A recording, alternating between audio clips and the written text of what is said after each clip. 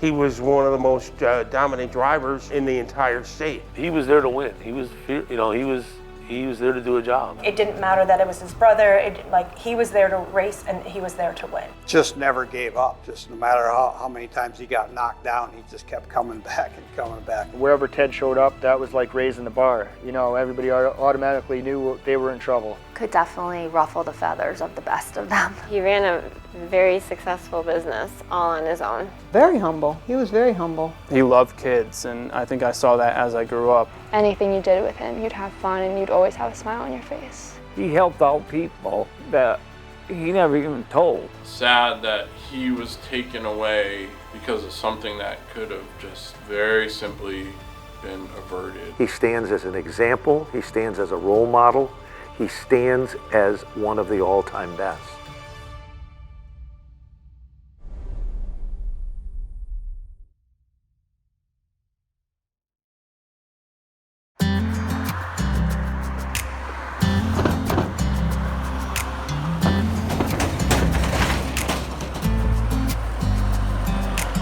The Ville, there's not a better place to live. The gangs from New Britain, they used to say, man, you fight one person in Plainville, you gotta fight the whole town. And it was kind of true. I was the best.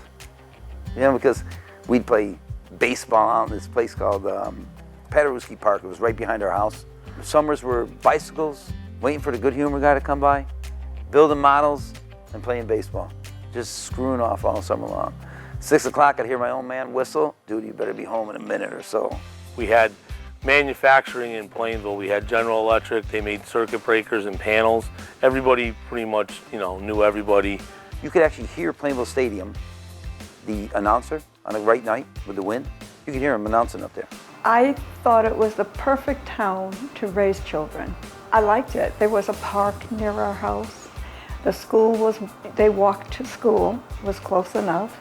Because we had looked at a couple of other towns, and I remember when we moved there, I said, this is the place. I was with my friends and we went roller skating in Bristol. They were in a car with all boys. We were in our own car with girls. And we went to the ice cream parlor, and that's how we introduced each other, and that's how we met.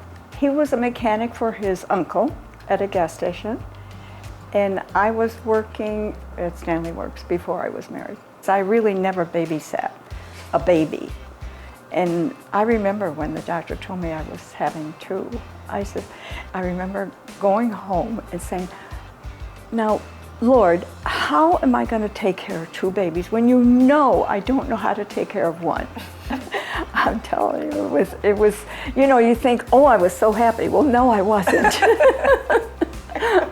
Everybody thought, oh, can you take care of two babies at once? But they were just so good. And then when they started, where they stood up in their crib, and I wasn't there first thing in the morning, and they just sort of whimper until they saw me, and I said, and what is this? Are you crying? I said, and they just would smile. I'm telling you, it was just, I don't know, I was very fortunate. Oh, we used to fucking kill each other though, man. We would beat each other senseless as kids. I'd watch them, and I'd just wait, because they'd be playing fine until, I don't know what happens, but then they're punching each other. And so then I said, oh no, not again. So I have to go out. Okay, no more playing. Somebody got the idea of taking rocks and throwing them at a stoplight. A street light, yeah, to try to break the street light. And Mike and Ted, of course, competing even with that. How true. Yeah. So we're throwing them, and then all of a sudden we hear, bam, bam, flesh, bam, bam. We turn around, these two are slugging each other, right? Headshots, by the way. Headshots, not just body shots. Bam, bam, bam. And so we all stand back and watch, because that's what you did when they started fighting. You sat back and watched, because sooner or later it was going to end. And as soon as it ends, they start crying. And what made me laugh so much is that people say, well, do they ever fight? I said, they are boys. Yes. They fight. They don't know the fact that, we're not supposed to fight because we're twins. And we couldn't play a game of Monopoly without a fight. There were times I would have to run home and go tell my mom that Mike and Ted are fighting in the street. They also switched classes too. Yeah, they did once. Well, I know there's fraternal twins, but they look so much alike. You know, Michael would go to Ted's class and Ted would go to Michael's class. Yeah. Teachers did not know. Her siblings, she's one of 9, they would just go, hey, Mike, Ted, hey, Ted, Mike, because they couldn't tell them apart. Yeah. They'd go to me, which one's which? Yeah. Who am I talking to? I'm like, that's Teddy. People would ask me, how can you tell them apart? I go, it's easy. That's Mike and that's Ted. Till we were older, people couldn't tell. Right. Yeah. I forget which one of you guys had chicken pox. Yeah, well, I was just going to say, wasn't it? Teddy. You could tell by the chicken pox. We both had them, but his were worse. He Yes. was picking at them like crazy. Yeah, that's what we used to say. You could tell Teddy, he had the chicken pox on his Bears. forehead. Yeah. Bearsy. Bears. How's it go again, Widge? Bearsy. That was his nickname, Teddy Bear. Yeah. So we call him, so you'd always call him Bearsy. Bears. I think Teddy was the instigator that would make Michael do the bad things, or vice versa. We had tons of snow, like feet of snow. And God. Teddy would tell Michael, or Michael would tell Teddy, jump off the roof. Teddy falls off the roof. I run out there, so I bring him in. So this is what they say to the mother. Mom, can we go outside now?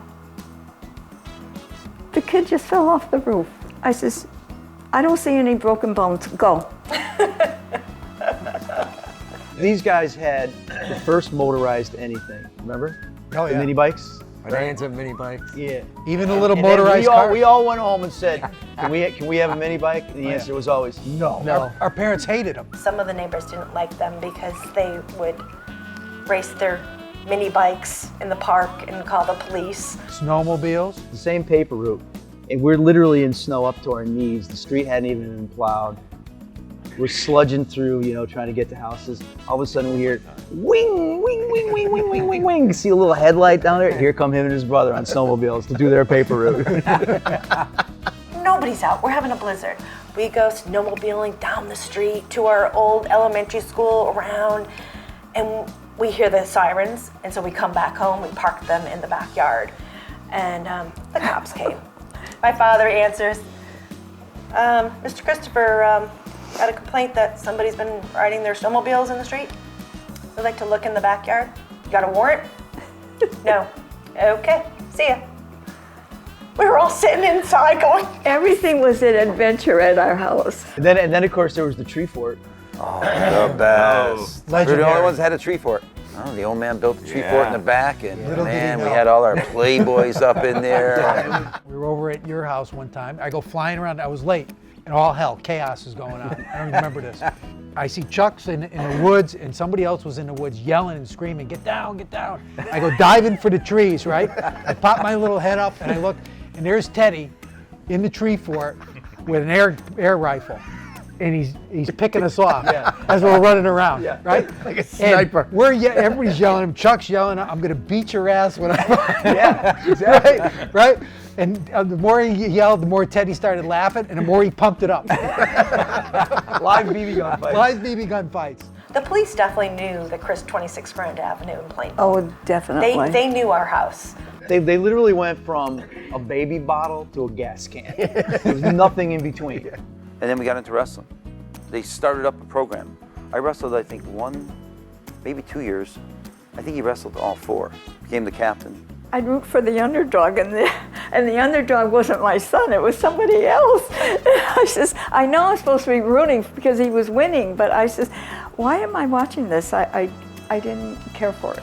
You had years of experience before you got into wrestling. That's why it was good. It fit right to us, man. Wrestling each other wherever you went. Our street came up to a main road, and down a little bit was this shop where they had a repair shop. And I remember my paper route was around there, and I would go by, and there was a go-kart back in the corner. And somehow we got that go-kart. I don't even know how the heck we got that thing. And I'm pretty sure that was Ted's, because that's the one that had 13 on it. And that's how we got the 13. Obviously, being from town, and we had a racetrack in Plainville. My dad would take us up there, and we'd actually sit in the back of his truck he had a service truck. And we sit on that and watch the races in like turn 3, outside of the track, because you could do that and see that, But we didn't really go into the stands. It's not like we were a mainstay there. We didn't really know much about racing.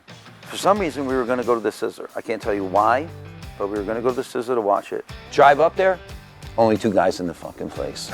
Nobody else is there. Like, what the heck, man? It's the wrong day. Yeah. I should have beat him. We probably would have. Hey, we probably would have been beating each other, but we weren't, you know. And then this other friend of mine, Corky Hines, says, "Hey," or he told us about it, and we go, "Well, let's go try to find that go-kart track." Oh. And Pomfret, somehow, right? I don't know, from Stafford to Pomfret, which is not, you know, I don't even know how you get there. It's off the beaten path. Yeah. That's... We find that little place, and that was it. That man. was it. We had 1 car, I think. I bought another one. We're building this stuff up, and then next thing you know, we're racing go-karts at Pomfret.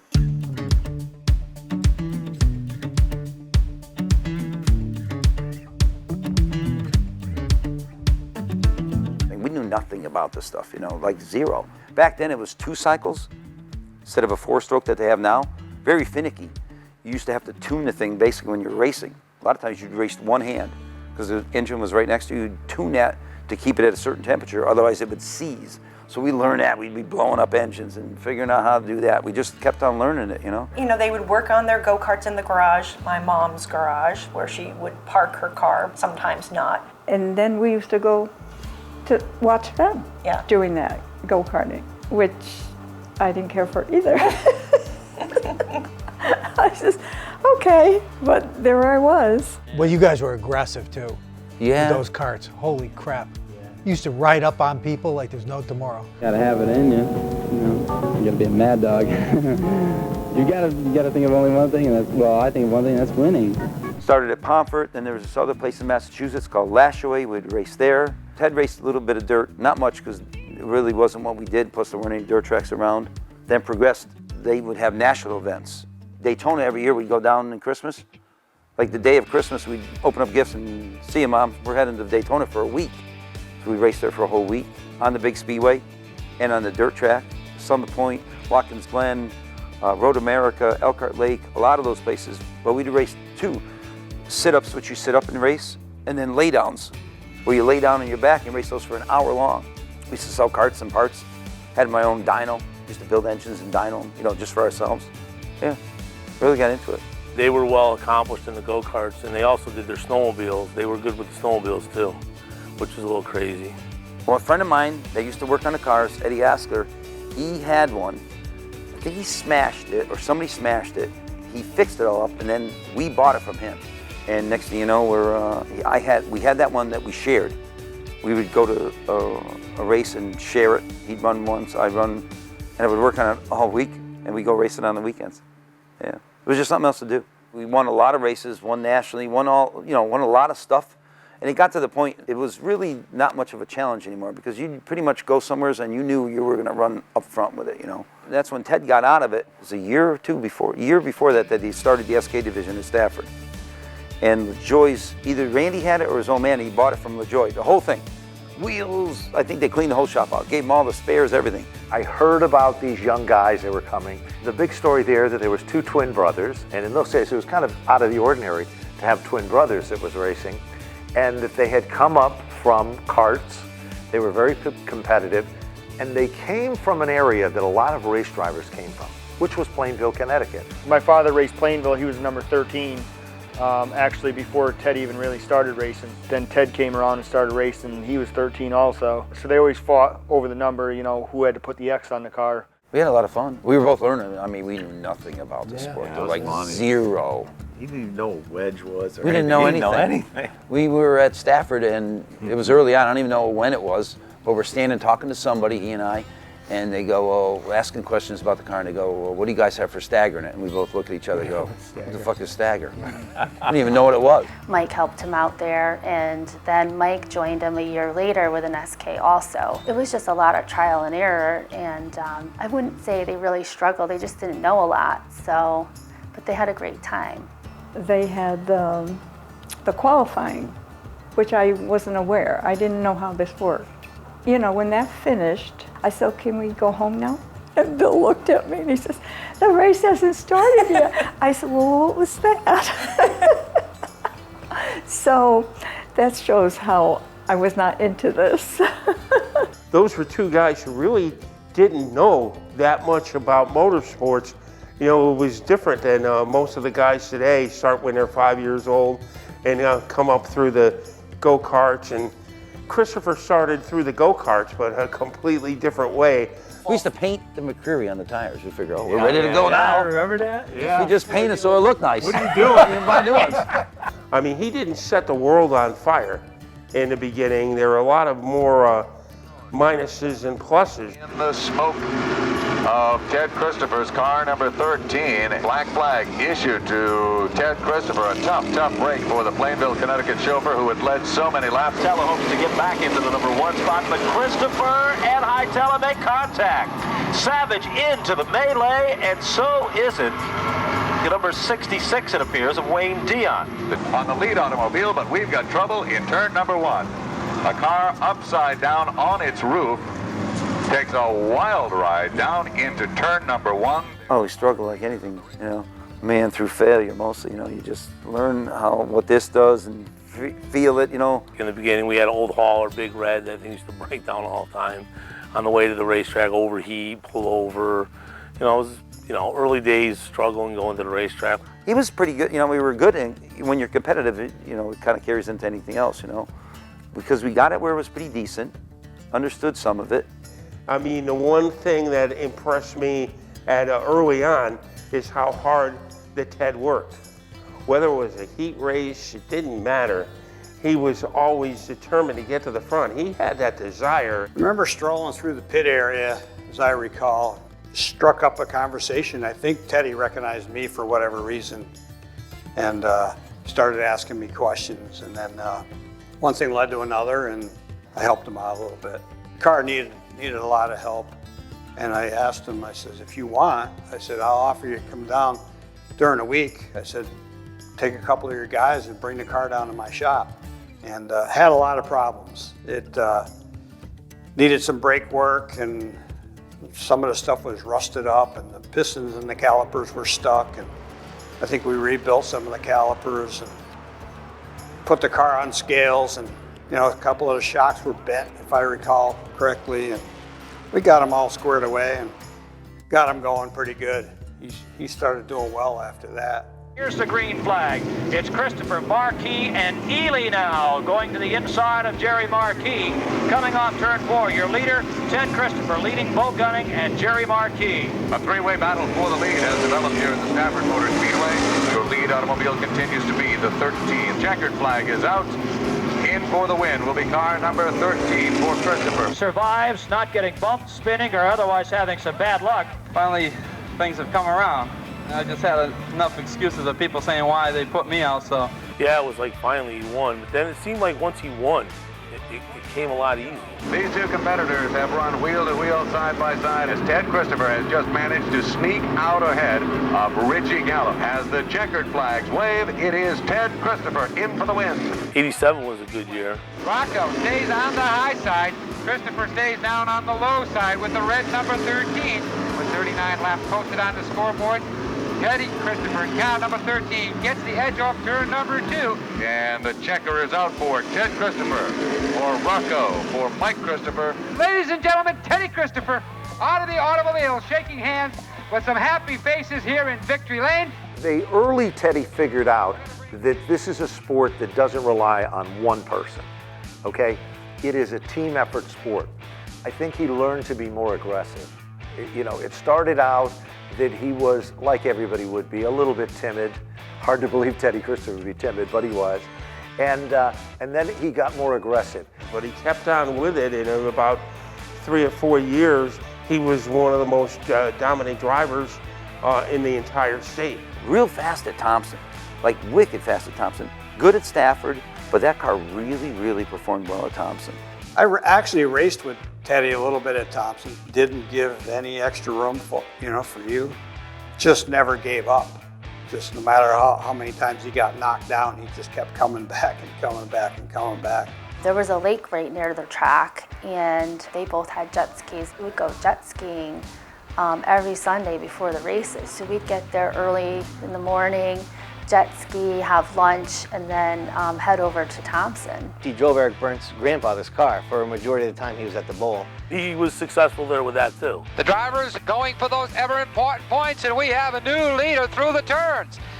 Teddy Christopher powers by on the inside as Teddy Christopher in the North End Auto Parts sponsor number 54 picks up the win. Ronnie Burns, a great guy. The whole family's really, well known in racing.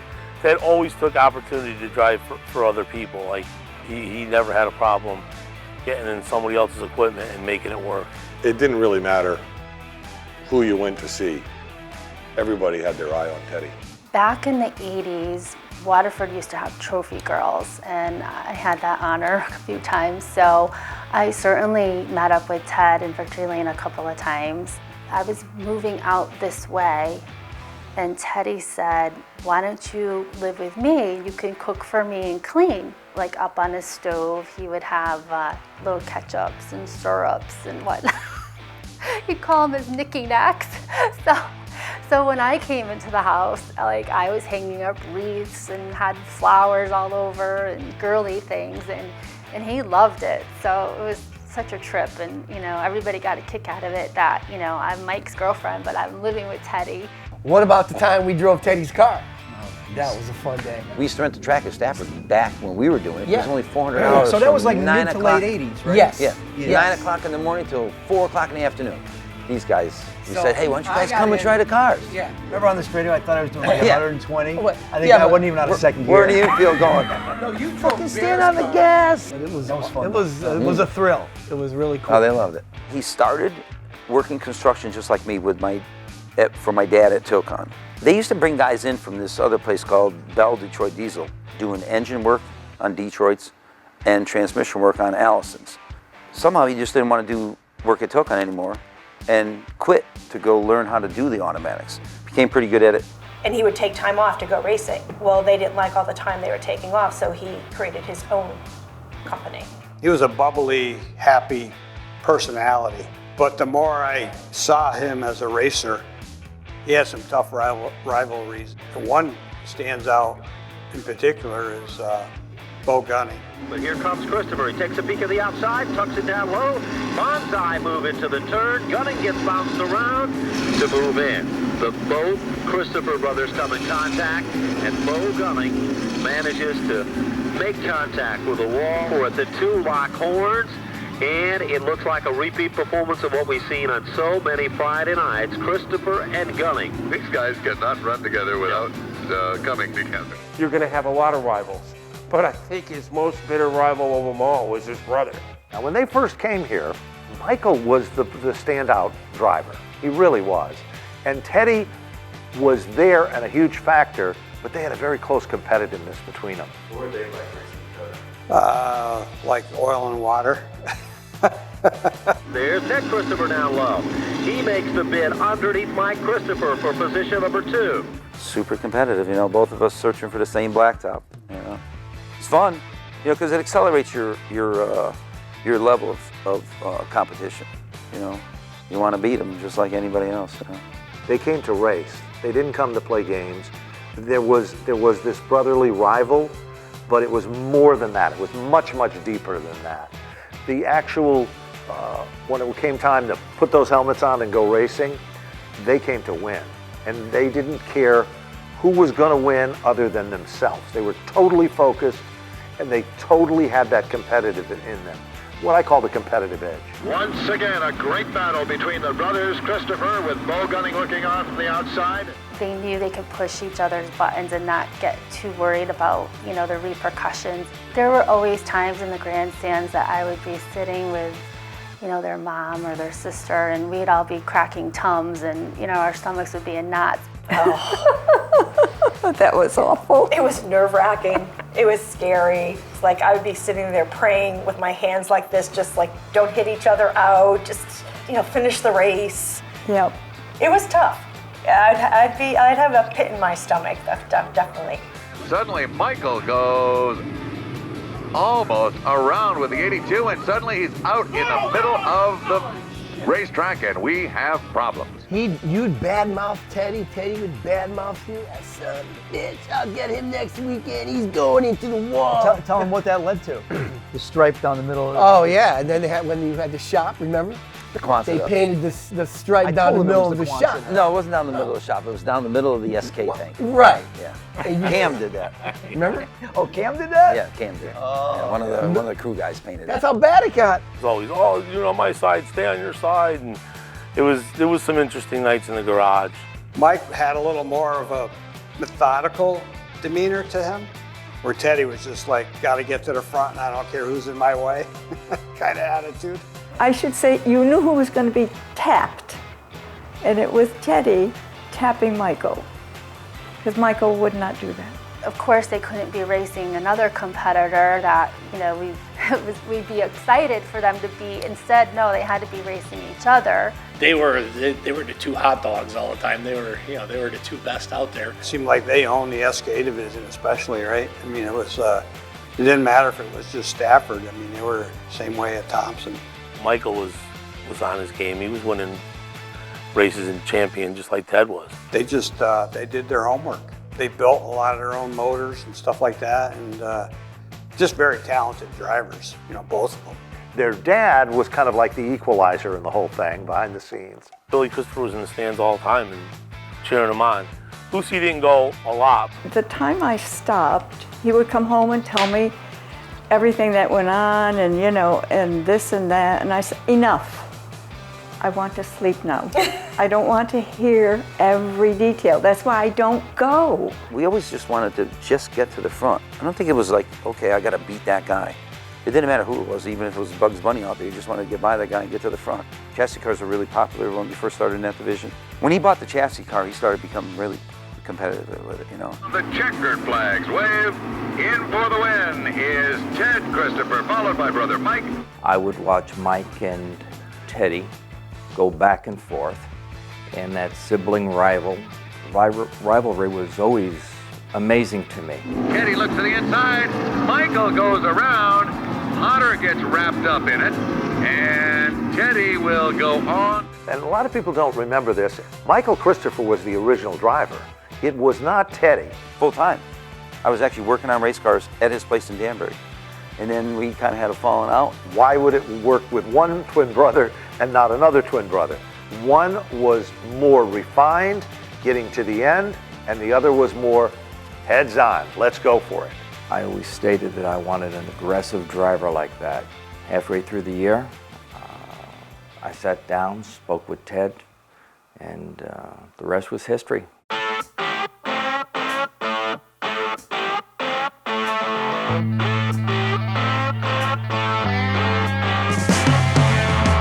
He was Superman. He was the guy.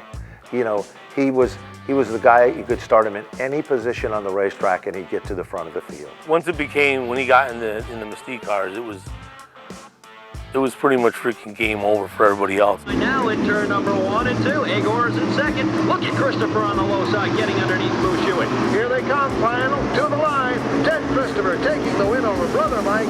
And we called it the Dream Team, with Teddy out in front, and he surely had the resources. You need an owner that's willing to spend the money. You need an aggressive driver that has this desire to win. You need that crew, and we had a very, very loyal crew that would work into the night, every night if need be, and put it all together. And if you want to talk about a team sport, that was it. Barry was crew chief. Then you had Ray, you know, went down to AJ. Michael Sullivan and Mark Hosner, they had the panels, the headers were inside, the panels were on the outside. The cars were works of art. Those guys were damn good setup guys too, and you know, genius. The best people, the best equipment, and the success story began. TC, Ted Christopher leads the field off of turn 4. He can see the checkered flag, and Ted Christopher takes home consecutive victories here at the Stafford Motor Speedway. It was fun to watch, and to be a reporter covering it, it was a blast to know that you kind of had that every week. You knew there was going to be something interesting. I mean, I think, you know, you look at the turn 1 bottom shot where he made most of his moves. Corral for that spot. Corral looks tough on the outside. Here comes Christopher down low, trying to make the move, and he does on Kerry Malone, new leader. Now Teddy Christopher's taking a look to the outside. Will sweep back to the inside. He cuts it underneath Jeff Burrell. So that's all that Ted Christopher was waiting for Jeff Burrell just to slip. And just 3 wide as they come off turn number 4, and Jones almost lost it with car number 1. Everything looks to be okay. In the meantime, another car moves to the inside. Well, that was Ted Christopher with his patented bottom shot. He's always aggressive. But I think he was most proud of the moves that he used to make. I mean, he made some of the most spectacular moves ever at Stafford. Teddy knew with Jimmy that he could do whatever he wanted, and Jimmy wanted excitement. He didn't want boring shows. He wanted a guy that was exciting. Teddy knew that, and then the other part was Teddy understood that he could fill holes that other guys couldn't fill. He could make moves that other guys couldn't make. There was times where he would come blowing by you, or he'd be in front of you, and he'd get a run on the outside and go by you, and he'd cut you off, get down to 3, and you would like have to slam on the brakes, and it's like, man, how does he know? Like, he just had that raw talent to know like when he was clear. Like his spotter never cleared him like on some of those spots, because there was like barely any room to get in, and you're like, damn, like how'd you get down, you know? And he got a reputation, you know, the 3-tap rule. First tap, I'm there, you know, second tap is telling you to choose a lane, and the third tap is I'm choosing the lane for you. Trouble now, Corpino gets crossed up. He's out of shape to the inside of the racetrack. They came here to win, and that's all that Jimmy wanted, and that's all that Teddy wanted. You know, I don't want to finish 10th. I want to win, you know, and when you win, you wreck stuff. Trying to retake the top spot. Flemke strong in the outside lane. It's going to be Christopher Flemke into the outside wall on the back straightaway. Wrestle in the mix. PC Teddy Christopher. Big Trouble back straightaway. As fast as they could build them, he would wreck them. Eric was kind of like, you know, you look at the car the next morning, and if it was wrecked, you knew that you know, he got into some kind of tangle, and if it wasn't, he probably won. If they were in the way, he disposed of them pretty much. He didn't, you know, he really didn't, not that he didn't care, but I don't think he really cared about what people thought. You know, he wasn't there to make friends. Oh, Teddy! Wow! Wow! Oh! Mega meltdown.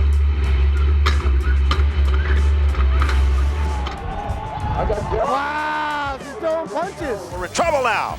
Christopher and Gunning lock horns, and they square off. Gunnings goes over, and no, they are not talking about the weather. Oh, what do I need to say anymore about Teddy?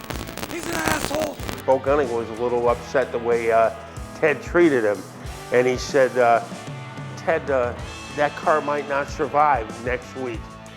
And Ted goes, well, tell Bo I got 4 of these in my garage, so come on, let's go. TC, it was a wild one out there. Talk about it. Yeah, it's like they want to play rough, I'll play rough too, you know? That's the way it goes. Jack Sr. took Teddy under his wing, is the best way to say it. Back in the early days, Teddy thrived on the conflict, and I say conflicts on the racetrack. For the Ted Christopher, he is not pleased with Shawanski. It appears as though they are not discussing a cup of coffee after the races tonight. And Jack Sr. knew this is not going to work. He was wrecking equipment. This was like early 90s probably. And one night, Jack Sr. was just tired, called him over, got him on his golf cart, and was like, we're taking a ride. He would sit on that golf cart and then watching him like shake his head, or like, oh geez, he's gonna come get him again.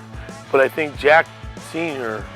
knew the value of a Ted Christopher before there was value. Jack Sr. told him, hey, you got to figure this out. You can't be wrecking everybody. Jack really pressured Ted pretty hard. He would have discussions with Ted, like Ted would do something, spin somebody out, whatever. And there wasn't a Monday morning that I never got a call from Jack Sr. getting a tongue lashing about Teddy and Teddy's antics. He was hard on Ted. Ted used to get penalized a lot. And I'd sit there and go, oh, you really shouldn't have done that, because you would watch a race then that Teddy is in the back of the pack where he was in the front. Like, oh no, you're going to cause more problems by putting him in the back there. He'd be like a Tasmanian devil in that car. Like, I would only imagine what he was. He was unglued in that thing. Like, they penalized him. He was coming like a man possessed coming through the pack. I mean, you thought he was bad before they penalized him? He better get out of his way now, because he's really coming. He got suspended a few times.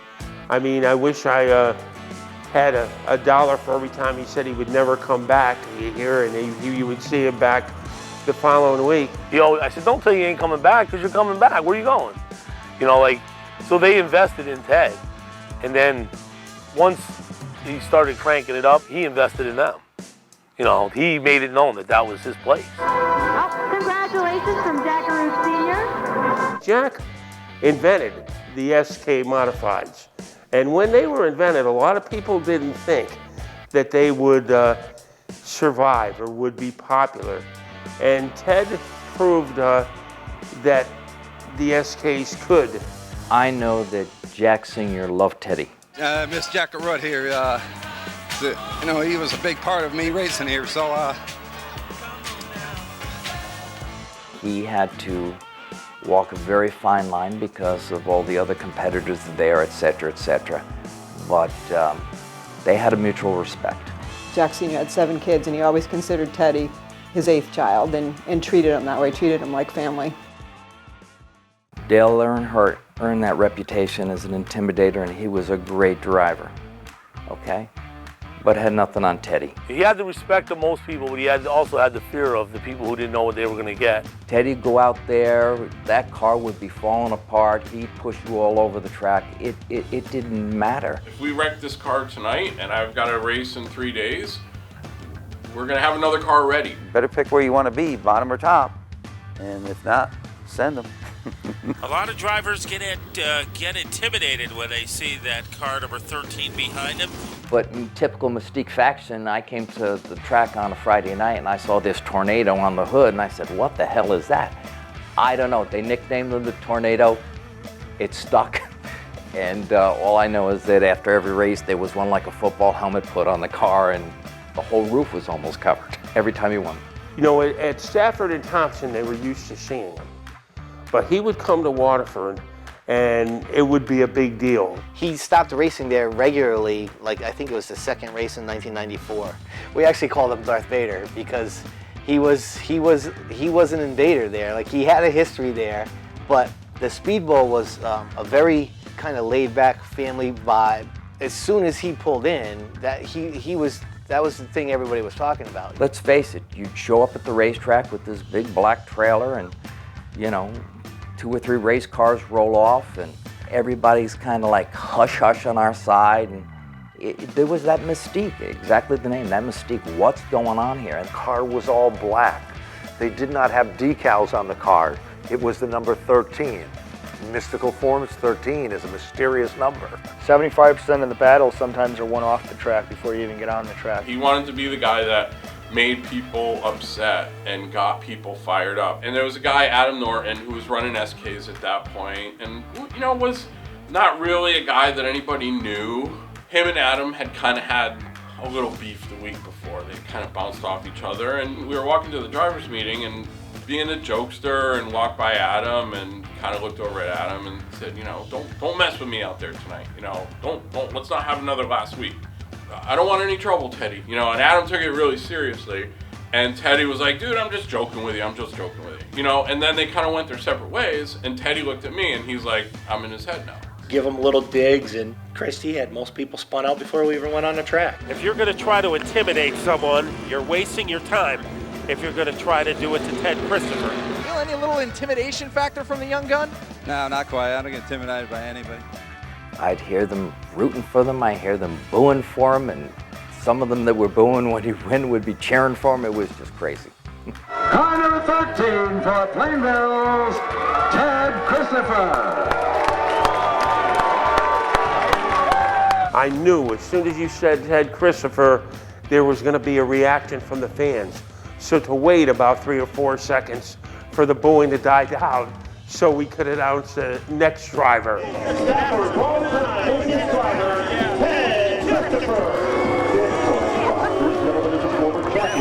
Being out there with him, qualifying near him and being like, they're coming, get ready, and he loved it. He'd be like, watch what they do.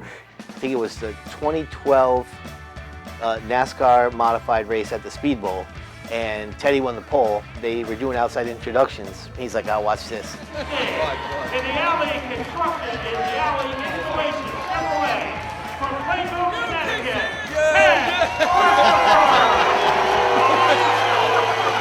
depending on the tracks, like certain tracks we'd go far away. We could be in the middle of nowhere and people would still boo him. And we're like, you're getting booed even here, you know? And he's like, you know, he would just... And the people would always call our office. If they didn't like something Teddy did, we would hear about it. And of course, you know, I would be answering the phone on a Monday or a Tuesday. You're up front most of the event. Just Hey, I love you too up there. There always has to be a good guy and a bad guy for anything to be exciting. There has to be a yin and a yang, and Teddy knew that. Yeah, it's pretty funny. I listen to a bunch of people booing, but I guess they don't really appreciate a good drive.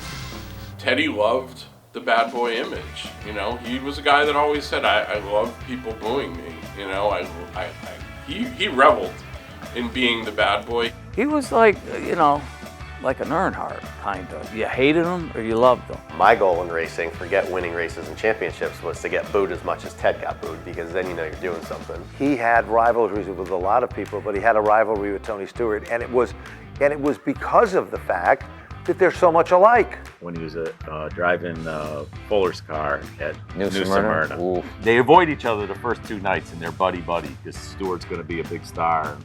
He's in the Indy Racing League at that point. Stewart got underneath him and nerfed him and took Ted out. He went in like backwards and curved the whole back of the car over. Me and Ted and Hoadley are fixing his car. We got the fuel cell out, we got the rear end out, all the times. I'm gonna get that Stewart, I'm gonna get that Stewart. Ted gets to him in the feature and he gives him one of them. Like, goodbye. Yeah, Ted wins the race.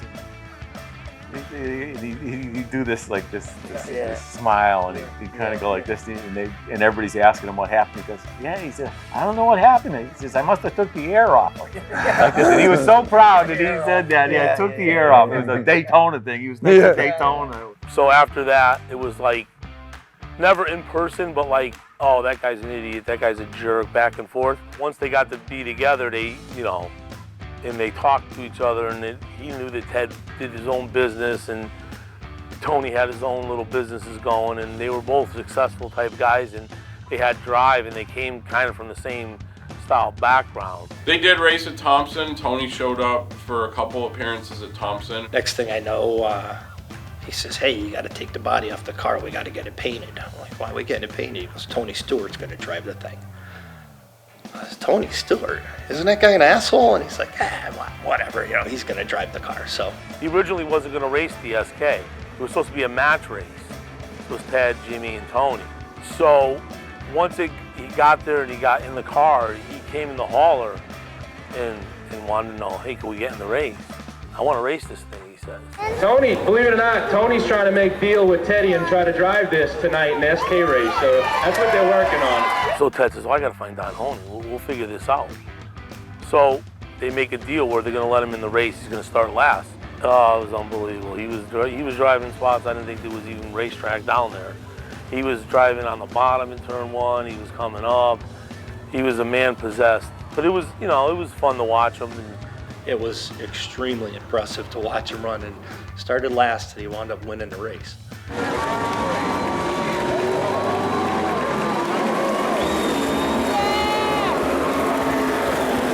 He whooped their ass. And Ted, I remember Ted saying to me afterwards, he goes, man, he showed me a line that I didn't even know was there. He goes, I'm gonna try that. Stewart says, hey, how much you guys get paid to work on this car? What do you get when you win? It was like $1,200. Take half the money, donate to charity, and half the money, have a party for your guy.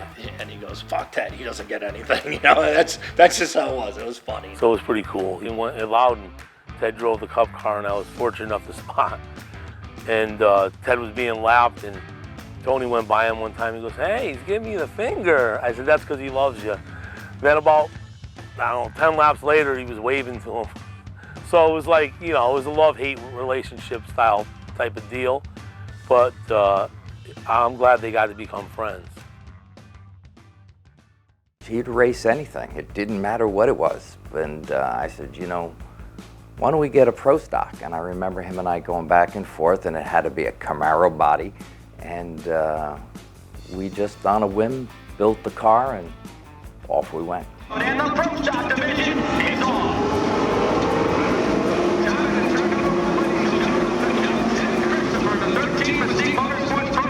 Gets in front of Tom Rosani.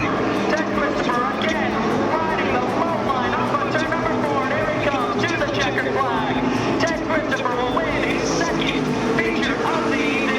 Amazing, amazing.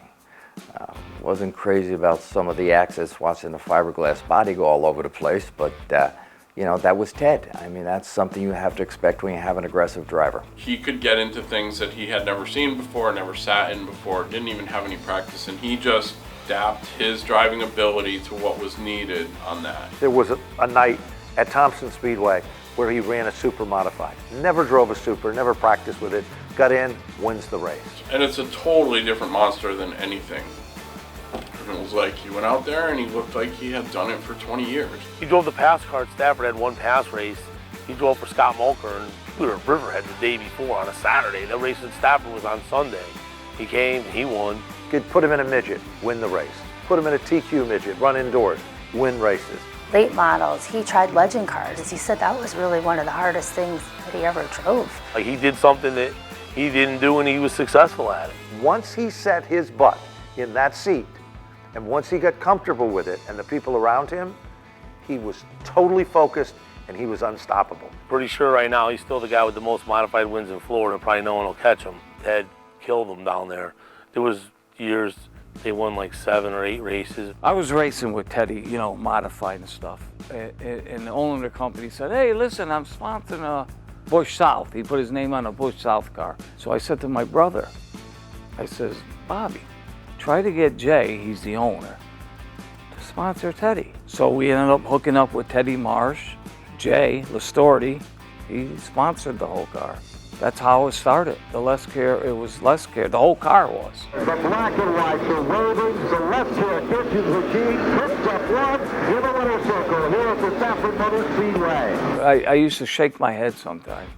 Say, man, this guy just gets in a car and he wins. It doesn't matter where we were. If it was Loudon at Stafford or at Watkins Glen, he was the guy to beat, or one of the guys to beat. A guy that's known for modifieds, gets into a stock car, and is the guy to beat at a big track, a short track, and a road course. When you put that guy in a road course, I don't care what kind of car it was in, he was an animal. He'd drive the wheels right off that thing. He was unstoppable, basically, on a road course. I didn't spot for the road course when he drove the 90 car for Judy Dunleavy. That was a good one, too. I want to say it was Dick Trickle. Back then, a lot of the Cup guys just didn't like to run the road course events. So he had kind of made a deal with Teddy. He said, I don't want to do it, so I'm going to start the race and get the points and let you jump in the car.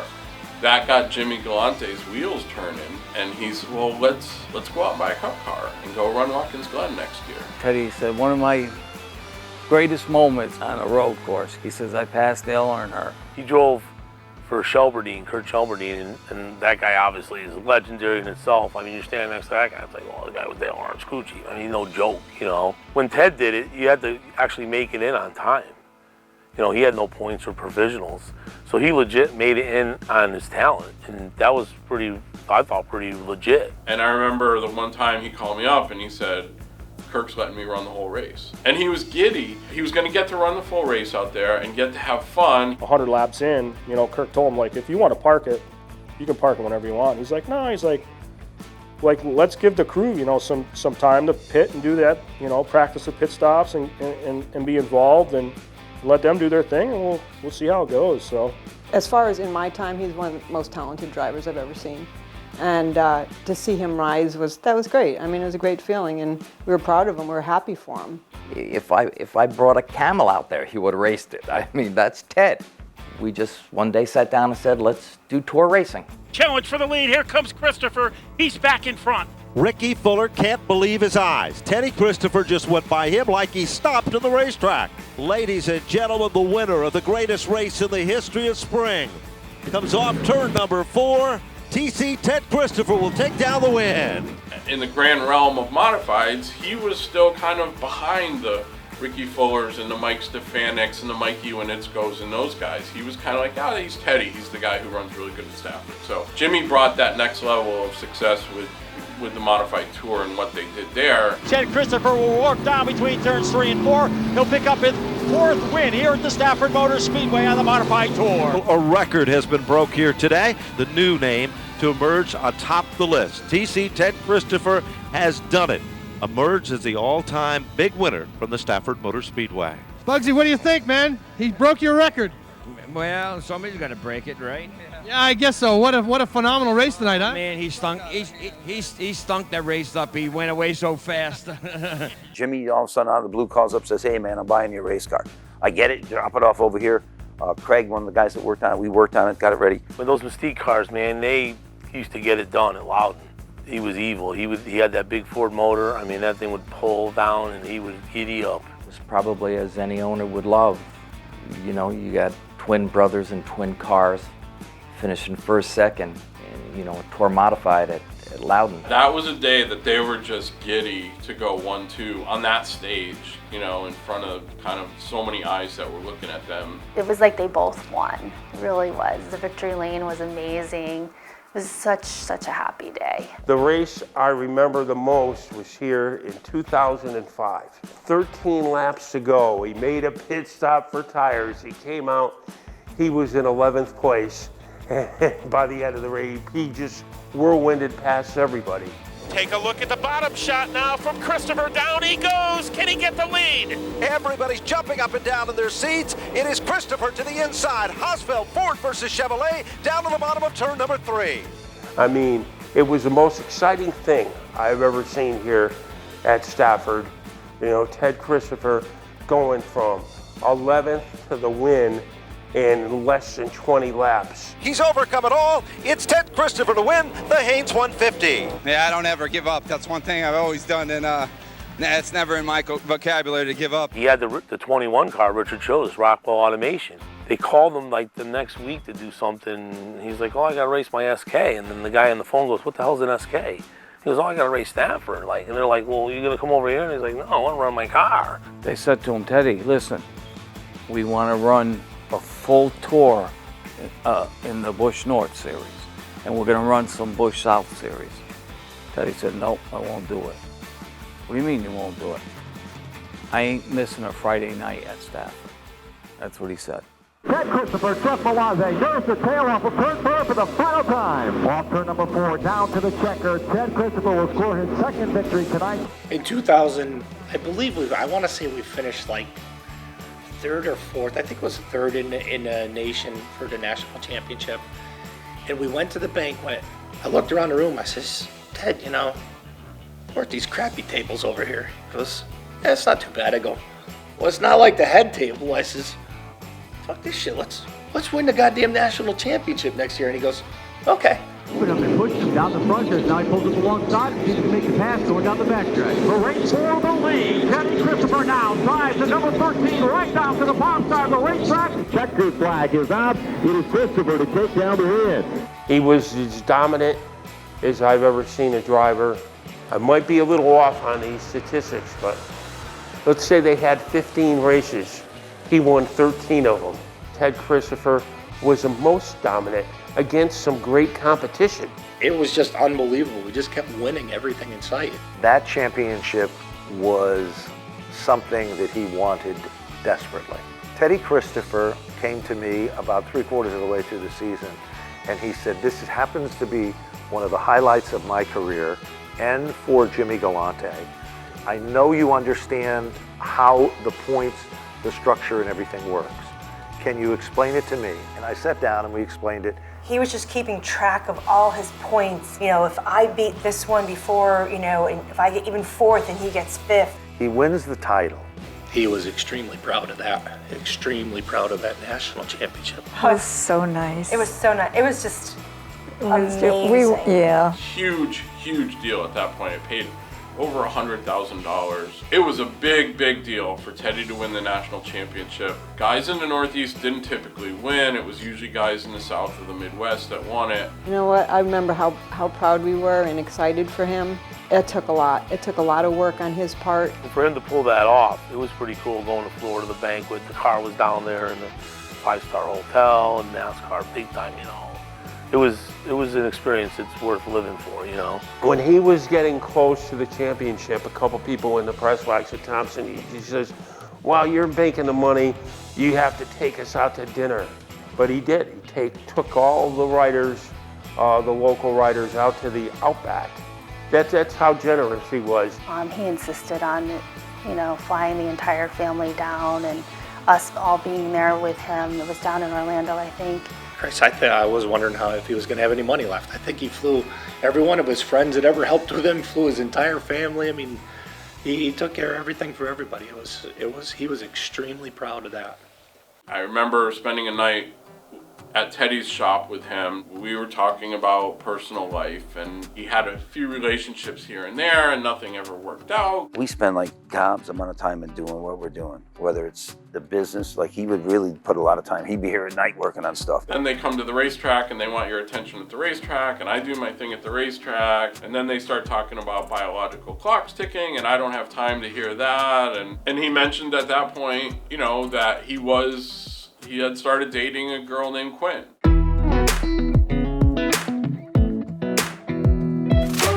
We used to go to breakfast every morning. Come on, let's go to Saints. That's where Teddy met her. He went there for years, and I was one of the waitresses. It was summertime, I didn't have school, and we just talked. Every time he came in, we would sit with him, we would talk with him, and then he asked me out one day. He had said to me, do you come over Saturday night? And I'm like, yeah, I'm going out though, so it'll be like later.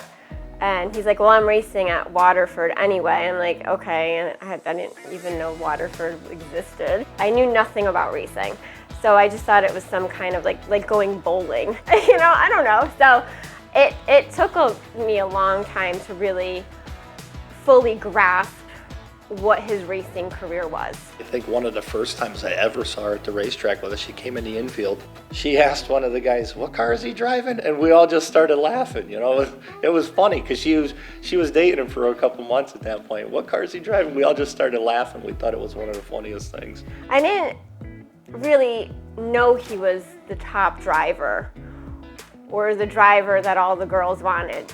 I remember going over to his trailer and there was like a group of women standing.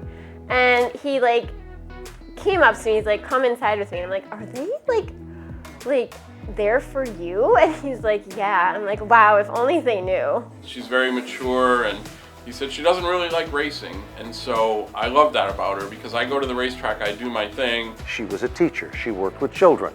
She had a passion for that. I was in college, I was working, I liked to go out with my friends. So I was okay if he went racing 4 nights in a row. She understood how much passion he had for it, obviously, and she was like, okay, go ahead. You're not around for this. I need the, she's not like, she's very independent. I can do whatever I want. He was like, I said, oh, your girlfriend doesn't get mad? Nope, she don't say nothing. I think he was a little nervous because Quinn was younger. Hey, do you see my girlfriend? She's over half of the age of me. She's so young. And he was so proud that she was so young. Every time Teddy talked about Quinn, his face would light up.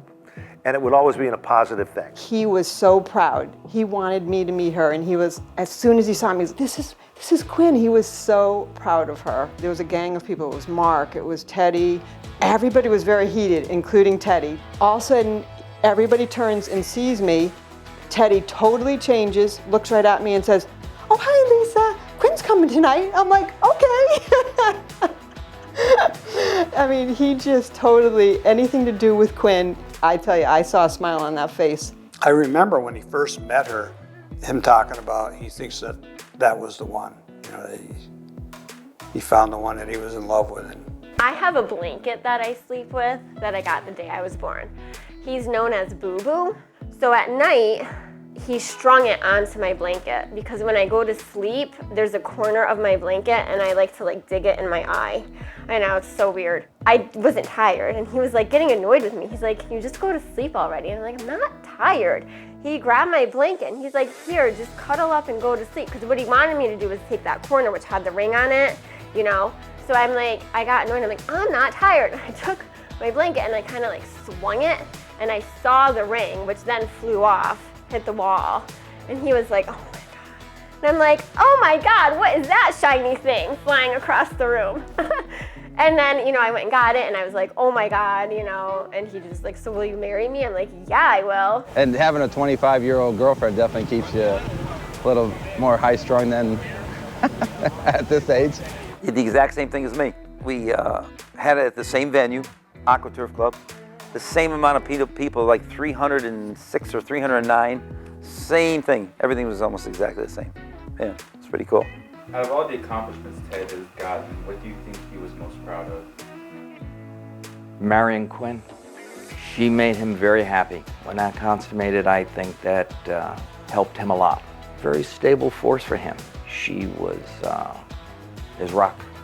She didn't love him or know him because of who he was as a race car driver. She truly just knew Teddy completely outside of racing. When he would win, she would be in victory lane too, and you can just see the excitement that he would have on his face when he would see Quinn in victory lane, and just the smile that he had on his face, I think just showed his passion and love for her. He was head over heels over Quinn. He loved that. He just loved her. You know, he would win, you know, she would be beyond excited. So I think that just shows that it wasn't racing that made them exciting, it was them being together.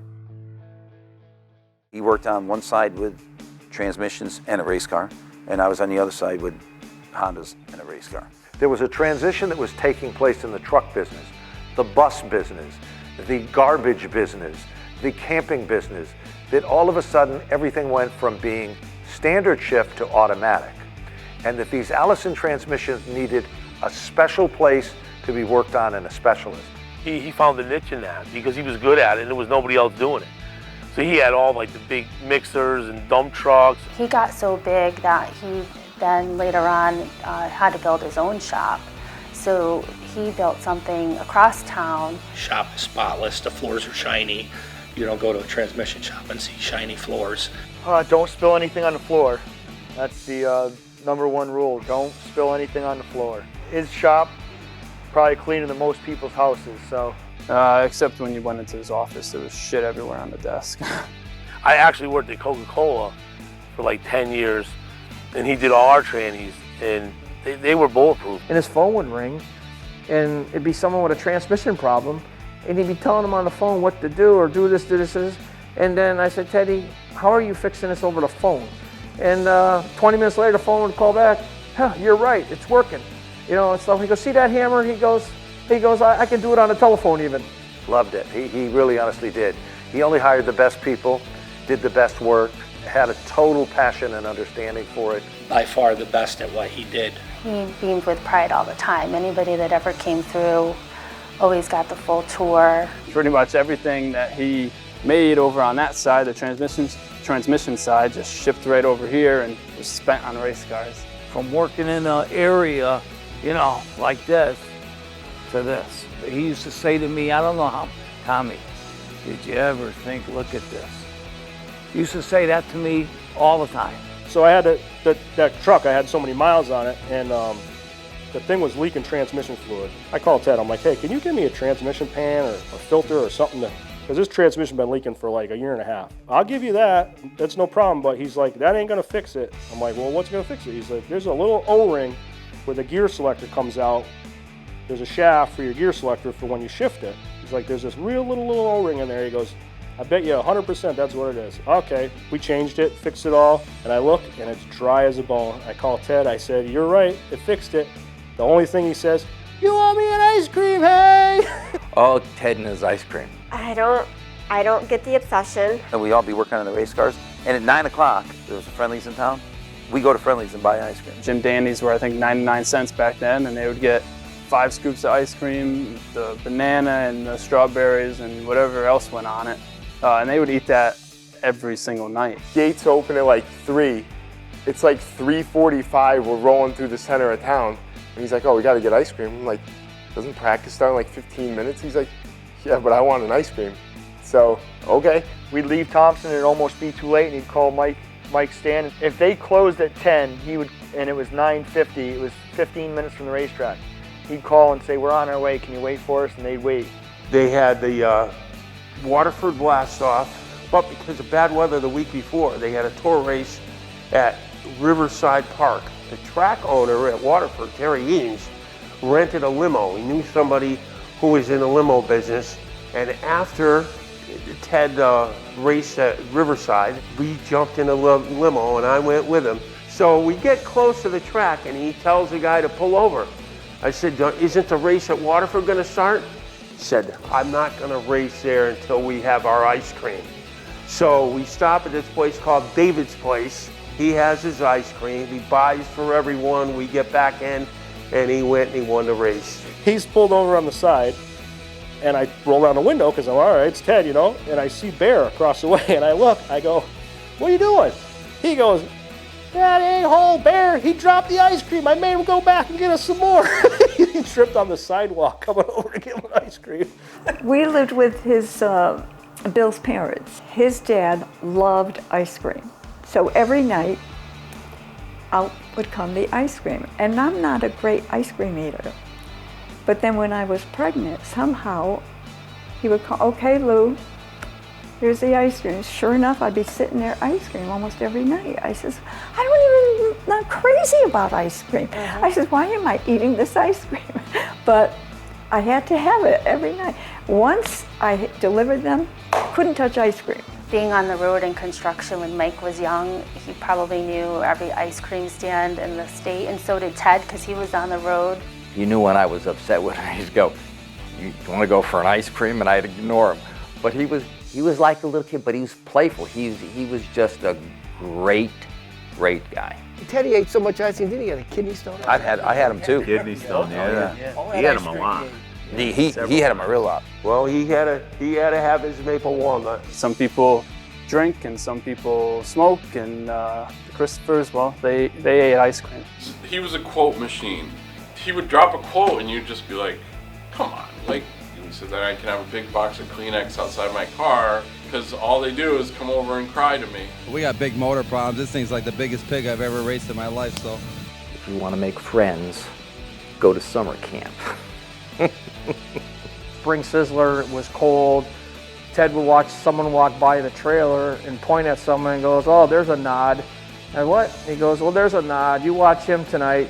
By lap 1 or 2 in the feature, he'll be in the fence because he don't let his tires warm up.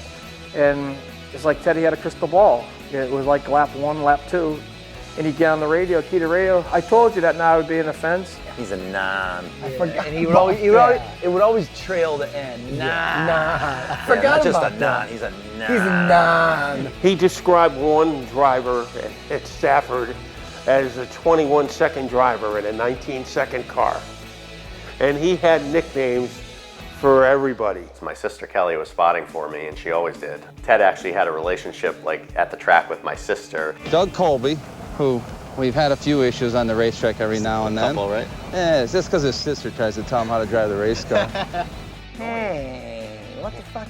Yeah, because it was annoying. Right? Rich, you got oil all over the floor.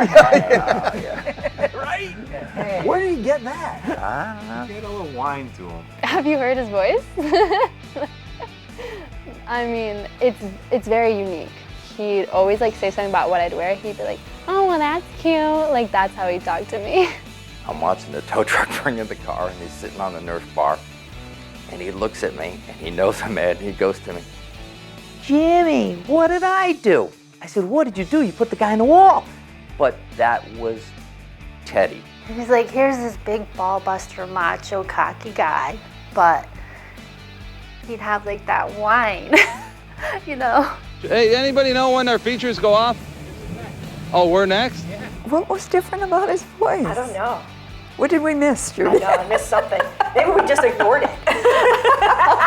On the radio, one time something happened at Stafford.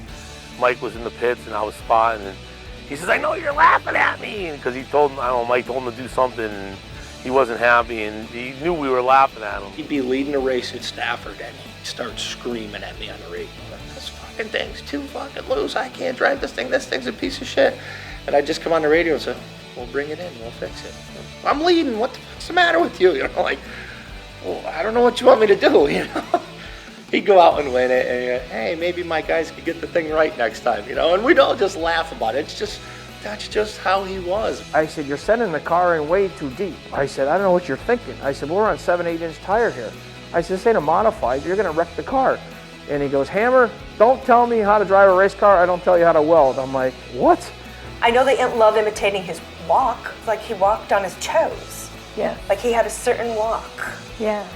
He wouldn't touch the heel. Yeah. And that was ever since he was little. Yeah. Oh, yeah. Yeah, But it was really noticeable, you know, when he was at Stafford, he'd Oh, be yeah. walking from Through the the pits. winner's circle to the pits or whatever. He'd have that hop. Yeah, He'd have that hop. and everyone would make fun of him, do Oh, the same they thing killed as him. walk.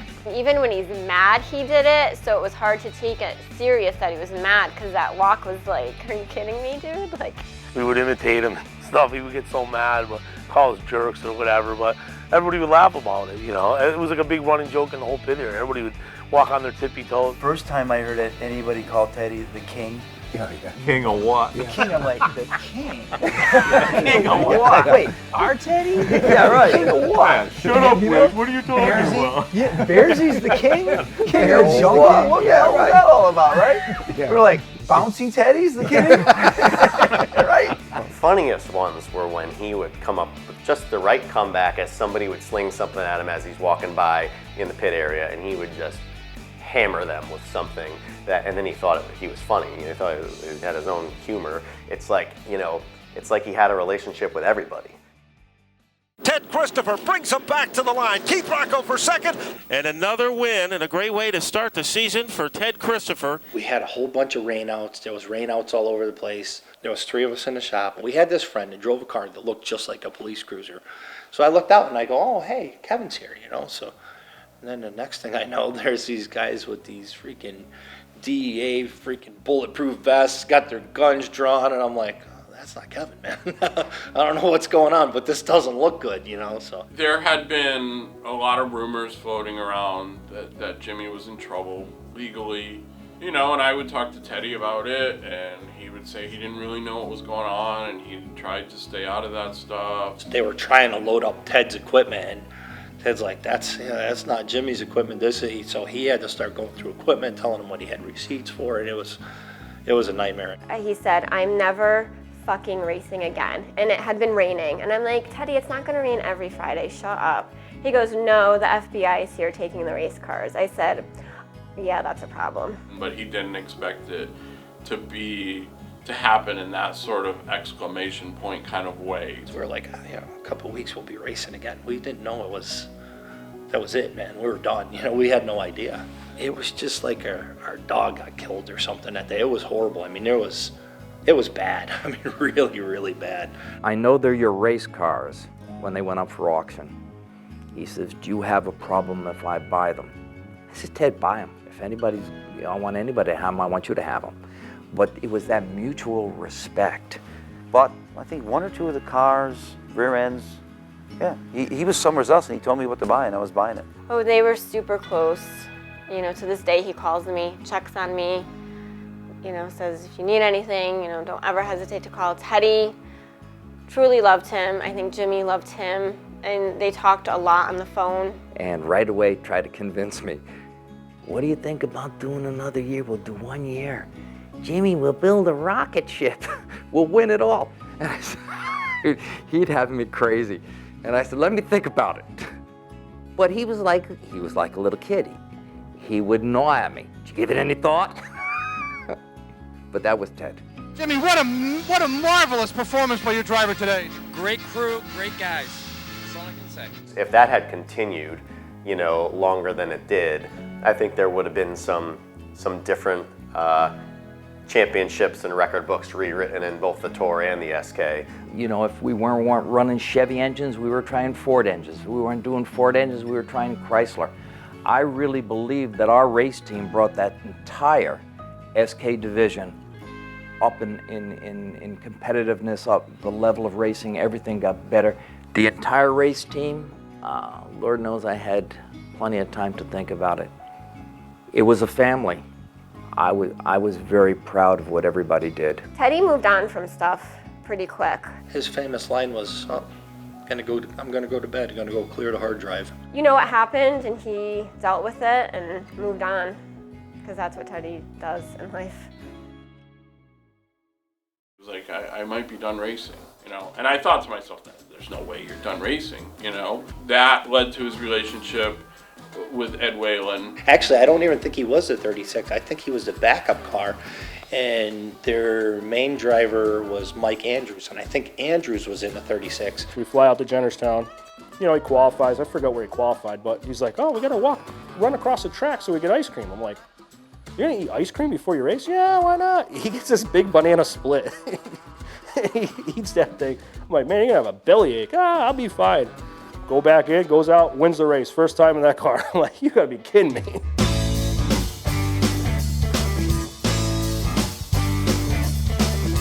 And it worked right from the get-go. It worked. Got in a lot of wrecks, but also still won a lot of races. Instead of the cars being black, they were red and somebody else owned them. And he, you know, him and Brad hit it off right off the rip, and it was like bing, bada, boom, here we go again. And he chooses to run in the tire tracks, but it's short-lived. Bonsai move to the bottom. TC Ted Christopher, the red rocket sled, is out in front and looking racy. Off turn number 4, the red rocket sled is back in the winner's circle, and Ted Christopher has won the greatest race in the history of spring. He and Brad LaFontaine were a pretty good combination. Brad would, you know, pit late and put tires on, and just that was Ted's style, man. Bang through the field, SK style. Let's drive through the field. Ted came in there and he did some amazing things. Where's Teddy Christopher? Well, he's coming to the front. He's passed about 4, making 5 cars. Christopher, good move by Priest to move into second. Here comes Christopher. He goes into third. Gets by Priest to move into second. 2 passes in 1 turn for Ted Christopher. Almost the bottom shot here, turn number 2. Christopher has the leverage. Does he have the lead as he go into turn 3? Ted Christopher back in command. He takes over the lead, and the fans love it. 5 Spring Sizzler victories. Stafford's all-time winningest driver, Ted Christopher, has done it. I like to wait and put 4 on and be off sequence with everybody else, so I have a lot better car. Whatever the heck he ever drove, he was just a pain in the ass, you know? Like, because he just never quit, in a sense. And not to say that we should all quit, but it was like, God, like, you know, it's lap 12 at Loudon. Can you just push me around for 2 laps so that we can get away from the rest of the cars? Nope, he's dive bombing you because he's back out front. And it's like, dude. By then, he knew the drill already. He was already established. He won in almost all the tracks. And, you know, it's like Earnhardt winning the Daytona 500. You know, he's got to do it sooner or later. It's got to happen. It's just got to. I mean, he's winning races. You know, it's like, oh my God, this guy's not getting it done here. What's going on? He's had terrible luck sometimes. He had a chance at the World Series of Thompson. He got taken out, I think, on the first couple of laps. Him and Donnie Leah. Ted was very, very hungry, you know, determined to rectify it. He won the championship, he won the race. Oh, he was ecstatic. He loved that. I mean, he was so close so many times. Really solidified Ted Christopher as a great driver. He was one of the best ever, and you can never take that away from him. So it would kind of be weird if he hadn't got that Modified Tour title. He wanted to be the best in the country, and that was the next natural step for him to accomplish that, to say, I can win in weekly racing, but I can win at the upper tier. And the Whelen Modified Tour was the upper tier. And I remember little Nicole went up to the car and there's all this commotion and people are excited, we're excited. And he's just sitting there just drinking her in, like nothing else is happening, and just having a little conversation with her before he got out of the car. It's one of my favorite pictures of Teddy because he just has the most beautiful smile and it just really encapsulates who he was and what mattered to him. Now he looks to the outside. It doesn't happen. Goes to the inside. Steps on the gas. Teddy Christopher takes over the lead at the line. Nice. Made it look easy doing it. Ted Christopher becomes more than a blip. He becomes the big winner to win the SK Modified feature event with car number 13. 99th career victory. As he was approaching, we were realizing, you know, okay, it's getting to the point where there's a chance he's going to get this 100. You know, we made a banner, and every week we'd be like, is it going to be the week? Is it going to be the week? No, we had the banner ready. We had it ready. But leading up to it, we knew like it was going to happen in that year that we did it. That was probably the one time in my life I went to Stafford like every Friday because he talked about that a lot. That was so important to him. And a victory streak that started in 1986. Does Pitcat have anything left? We'll find out as they cannonball their way down the backstretch. Down the back straightaway, Christopher has got a mirror full of flames, and those flames are from Woody Pitcat's race car. The heat is on. Victory number 100 for Ted Christopher. He's done it on Friday the 13th. Car number 13 is in the winner's circle for the 100th time with Ted Christopher behind the wheel. It's hard to get one win, and here's this person got 100 wins. And ladies and gentlemen, the winner of 100 races here at Stafford Motor Speedway, Ted Christopher. I mean, this place has always been real special to me. You know, Jack Sr. was always a big part of my racing here. Criticized me and, you know, and always thanked me a lot when I did well, but he was a big part of it, and all the fans and stuff, you know, I really appreciate it. Love me or hate me, they still come to see me. There was that one grandstand section A that wasn't named. All of a sudden we're like, wait, we have Teddy, who his wins are impeccable, the amount of wins he has, and all the different divisions he's been in. He's done so much for the sport that let's do it now while he can appreciate this. You know, once we knew he was approaching his 100th, we're like, why don't we tie it all together? When the SK Modifieds were born, my father had a concept and had a dream. And then along comes Teddy Christopher, and that dream comes true. I know upstairs he's smiling down right now because he always said to me that you were his pet project. And his pet project has now done something that nobody before has ever been able to do, and that's 100 victories at Stafford Motor Speedway. On the back of the main grandstand, all the legends, from Flemke to Bugsy Stevens to Richie Evans, have their names forever named for a grandstand. And if we could bring out Section A, down in turn number 1, where you like to make the hole shot, will be forever the Ted Christopher grandstand. Congratulations.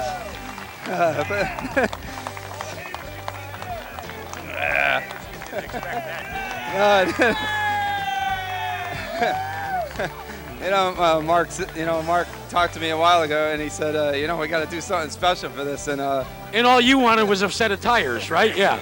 Yeah, the way it's been going, but you definitely got tears in my eye for that. I really appreciate it. You know, like I said, this place has been, you know, a great part of my racing career, and thank you, thank Mark, Lisa, everybody at Stafford Speedway, and especially your father. To get the grandstand named after you while you're alive is huge. And it happened to be the one that all the people from town would sit in. I'd say more than half the people in that section are all from Plainville. You know, that's where everybody sits from Plainville. That's because it's a great place to watch the race from, and it just so happened that's where they already sat, and they named that section after them, so that really meant a lot to them. Lisa, if you can get in and make this presentation, a hand-carved, a true champion, Ted Christopher, 100 victories. Congratulations, TC. I knew what accomplishments Teddy wanted to have, and I was proud of him when he got them. Because I know he worked and has worked very hard for all of those accomplishments. So I was relieved for him that he got it, and I was happy for him, and I understood that part of it. He was that important to us, and we presented him with that, and I don't know, that makes me happy. Congratulations, TC, 100. Well done, buddy. Me and my brother wanted to start going to the races. We wanted to work on a race car. So as much as my father disliked Ted, says, you know, if you're going to help somebody, I want you guys to help somebody that's going to run up front. So my father stopped down Ted's shop one day and, you know, asked him if you got any room for him to help you, and he said, yeah, bring him down. And Keith was in the Poulin's car, and we were both pulling for him all the time. Now, Keith Rocco knows all the Masters tricks. They're going for the same spot on the racetrack. They're making the same moves. The student not only learned his lessons, he graduated top of his class. He was happy for Keith. You know, he wasn't like, that kid won again. He liked that Keith was succeeding. I ended up 2008 with the Poulins. They were done, they were retiring, and then they ended up joining forces with Ted. So that just kind of put some bad blood in the air. They were good, friendly battles, and then They turned pretty intense. I could lead the whole race, be leading on the last lap, and he'd pass me. He didn't do nothing dirty, but he passed me. And this went on like every week at Thompson, and it got frustrating. Just that one race at Stafford, I remember I was third. When is he going to fire it? Will it be now? Trying to make a move on down low, didn't have enough open space. I was doing what I had to do to win the race, and on the last lap, spotter yelling on the radio, root him out of the way. Drove down in turn 3. Keith Rocco right there on his back bumper. Deep into turn number 3. He goes in deeper than most. Christopher is in trouble. It is Keith Rocco to slingshot to the bottom, and he'll take down the win. It's a good night, and we go down on turn 1, and Teddy never lifted. Ted Christopher will finish in second. Christopher into the wall as he retaliated against Rocco and wound up in the fence. I was thinking that he didn't do it right. That's the first thing I thought. You can't do that. You can't think you're gonna drive into somebody or wreck somebody or whatever and then end up taking yourself out. I only seen one person ever make that move work, and that was Ted. So, Ted, I don't know where you are right now up there in the fence, but thanks a lot for teaching me that one. So they were suspended, which is tough to do when you got your top 2 guys and they're getting suspended. We didn't know where that was going to lead us. And instead, what did these 2 guys do? They take the twin brothers and they put them in their cars. I mean, you can't ask for a better story than that. And Mark's like, you need to fix this, and So I sat down and bought Ted an ice cream one day, I think in Ham's trailer, and I said, let's put everything behind us. I respect you, you're the best. Blew a little smoke up his ass, and since then, it's been some good racing. He came over to the shop and he says, "Oh, we're gonna go racing this winter." I'm like, "What are you talking about, Florida?" He's like, "No." He goes, "We're gonna go indoor racing." I'm like, "Wow, what are you talking about?" He calls up Donnie and he gets Ralph Solom involved, and they build this car. He's got Donnie going to the junkyard, buying all these bikes that are wrecked, getting the motors. But he finds a guy that nobody's using in the TQ thing for the motors. Like, he's gonna get his own guy because he wants to be Joe Secretive. He don't want no one to have what Ted has. It was behind the times. We had no idea what we were doing when we got into that thing. It was a mess. It took him a little while to get going, but once he did, he was killing everybody. We were doing motors at Pettit's for him, and we made adapters to run them on the dyno, and he had guys coming in there to tune them with all the computer technology. And he was an absolute animal in that car. I mean, I think one of the funniest things that I ever saw was my buddy Bob Phil started working with us, and we get in the infield, and I kept telling him how freaking crazy Ted was in the car. I go, "You'll never see anybody's hands move as fast as this guy moves, and you'd think he's on a dirt track." And I remember going into the infield for the first round of practice, and I think Ted ran into about 6 cars because he was just so fast. He used to catch them so fast and just run into them. And he's railing everybody with the thing, and Bob looks at me and goes, "And you're not fucking kidding." He's like Hacksaw Jim McDuggan out there. He goes, what is going on with that guy? I go, "That's just practice. He's getting warmed up." I go, "This is going to be a fun night, man." And my wife kept talking to me, "Let's go to Atlantic City." I go, "Okay, we'll go." We go out and we party pretty good, man. And then Ted was drunk out of his mind. Oh yeah, that was one of the best days of my life. Oh my God, yeah. Ted won on a Friday night, which is like the preliminary night at Atlantic City. I don't know what came to fruition, but we were like, fuck, let's go to the bar. Yeah, it didn't take much to get him drunk. Teddy was, he was obliviated. He fell on the dance floor. Quinn's all there. "I don't know what I'm gonna do. I can't even, he's falling down." He was really drunk. I remember walking back to the room and I had to help him, and basically hold him up. Yeah, Quinn had to babysit Teddy for the first time. Man, it was cool to see them drinking. Dude, he's still hungover the next morning. He goes to the racetrack. Fastest car on the racetrack at 12 o'clock in practice. I'm like, crazy, man. One of the best things he ever said he ever did was he got to drive in the 24 hours of Daytona. One of our clients was Loctite. So I pitched the idea, never thinking they'd buy it. And they didn't write a big check, but enough to get the logo on the car. Which was a beautiful logo. That was the nicest looking car out there. Yeah. He came back and he said that was the craziest car he ever drove. It's got traction control, the brakes, you should have seen this thing. He was ecstatic about driving that thing. One time I rode my bike to the shop. So I left the bike down there, and he went out for ice cream one night, and I come in the next day and he says to me, he goes, man, that bike's really fast. I said, yeah, I know. He goes, yeah, I took it out for ice cream last night. I said, yeah, that's cool.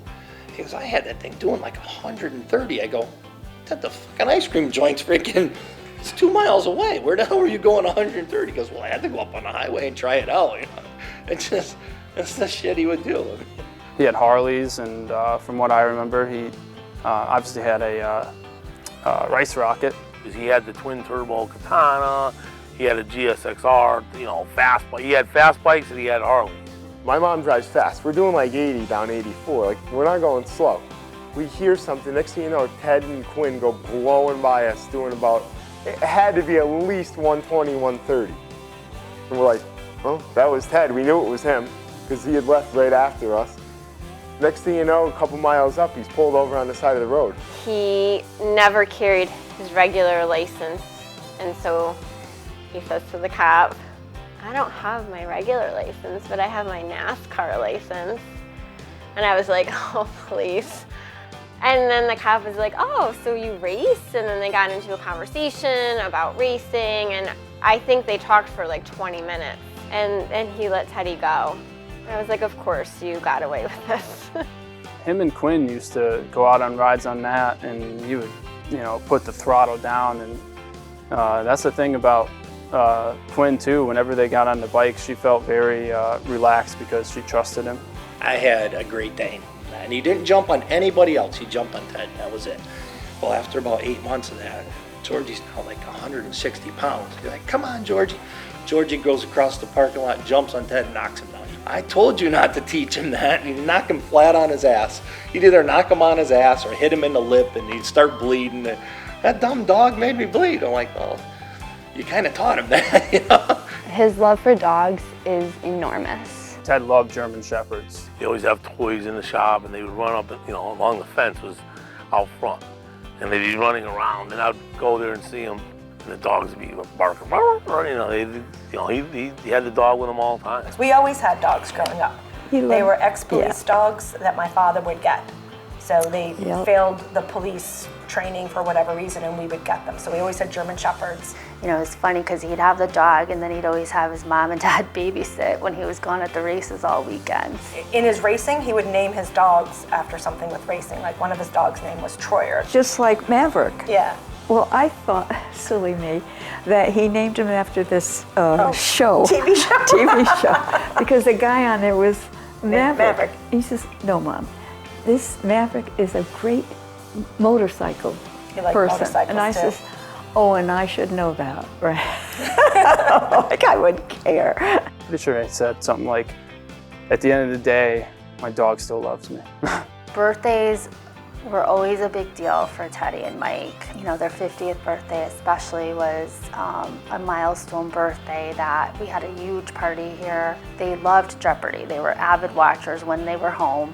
We made a Jeopardy board, and Mike and Ted were the contestants, and Scott Haney came and was the MC. It went very well. Rough, his favorite position, not on the track.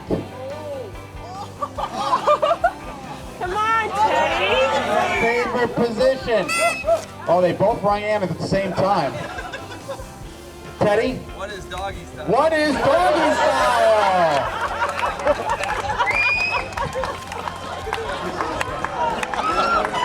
That is absolutely disgusting.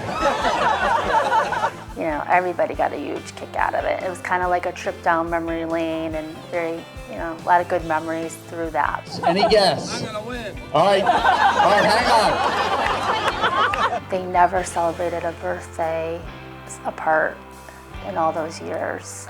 Congratulations, Teddy. You have won this unbelievable basket filled with Depends diapers, Geritol. Very good party. We had a lot of fun. The Jeopardy game was a big hit. Teddy never had kids, so our kids were like his kids. Teddy would go to Little Michael's daycare and be with him at lunchtime and feed him. Oh my gosh, he was great. Yeah. He was the greatest. Yeah. He was the greatest uncle. Everybody wanted him as an uncle. I'm telling you, he loved children. In the summertime, they would always have like parties. Ted would always show up. Uncle Ted's here, you know, everybody was all, you know. At Christmas time, he was like Mr. Soft. So he would like be the tough guy at the racetrack, but to Nicole and Michael, he was always, you know. A huge softie. Like, he might not seem it when he's in the heart of racing and like he's mad or whatever, but like he is a huge teddy bear. He has such a huge soft spot for his family and all of his loved ones. I remember he told me I gotta go. I'm going to see my niece at school in a play or whatever she was doing. Oh yeah, he loved it. They were like his kids. You know, he would come over to my house every Tuesday. We would have dinner with my family and him and Quinn and whatever dog he had then too. At home, he was very not like people would think at the racetrack if you only knew him, because he was goofy is one word that comes up a lot, just very flamboyant. I don't know. He was fun to be around, very fun to be around. I don't know, I always just saw him as a big nerd. Like, anything he did, not in a bad way, but he was just a nerd. Like, anything he did. I always run to victory lane. I'm the first person there. And he always gives me a sweaty kiss on the cheek because he's sweating so much. He's always like, "Hi, Nikki," and like, you know, and I'm like, "Good job," you know, all excited. I know when Uncle Teddy showed up to my brother's house, you know, the kids would scream, he would run down to the basement, there was a lot of, you know, fooling around. I know my nieces, Amelia and Tommy, were young and they liked it when he would hold their hands and they would like climb up his legs, you know, and flip over. My oldest son was a big soccer player where he actually played in college, and he had an opportunity to play around here, and Teddy went to it. He made sure that he had time to hang out with us and, you know, and just leave racing out of it. He loved to, you know, contribute sponsorship money to help out with the leagues, and yeah, he enjoyed it. He enjoyed the kids. I mean, he was a kid himself, so it was fun for him. He would go almost every Monday night to Stafford, watch the go-karts. And then when he started racing the legend cars, Teddy was really impressed with Michael. And Teddy was real proud of that. Oh, he loved to talk about that. He thought that was the best thing that ever happened. And he would tell us in detail every one of those races and what he did, and also tell us how he messed up, by the way. Ted was always, even on the legend cars, Ted was always interested in what little Michael was doing. You know, he gave one of his fire suits because he didn't have one. It was like too big, it didn't fit him right. Brent, one of my guys, was filming in turn 4 where Teddy happened to be near the turn 4 gate. Race took forever. Like, half the field ended up wrecking throughout the race. There was speedy dry everywhere. It was like an hour-long race for a 25-lap race or 20-lap race. It was really late, really cold, I think, and he stayed, and I'm glad he did because, of course, Michael won.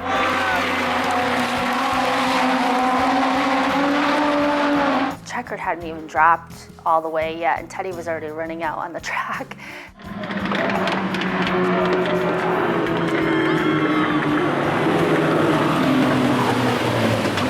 Teddy called me right away. He was so proud, so excited. I mean, it was a magical moment. It really was. He was super proud. He loves that kid. You know, he was like that in a lot of things. Even in go-karts, he would travel out to Woodstock. We raced the Woodstock Fair, and even if he wanted to go home to Quinn and the dogs, and on a cold night at Waterford in May or whatever it was, he stayed. Once he got going in the SKs, they blew a motor, and I remember Mike goes over to the shop. Ted gave him whatever he had. You know, Mike came over and got the motor. I got to give my brother a motor, you know, but he was happy to help out. You know, he wanted to support little Michael with his racing and eventually maybe not race as much, but help little Michael with his racing. That was the plan. He wanted that kid to succeed more than anything. I think it was the fall final, actually. And Teddy was there, of course. And I'm walking around and he sees me. He goes, "Hey, what are you doing? What are you doing here?"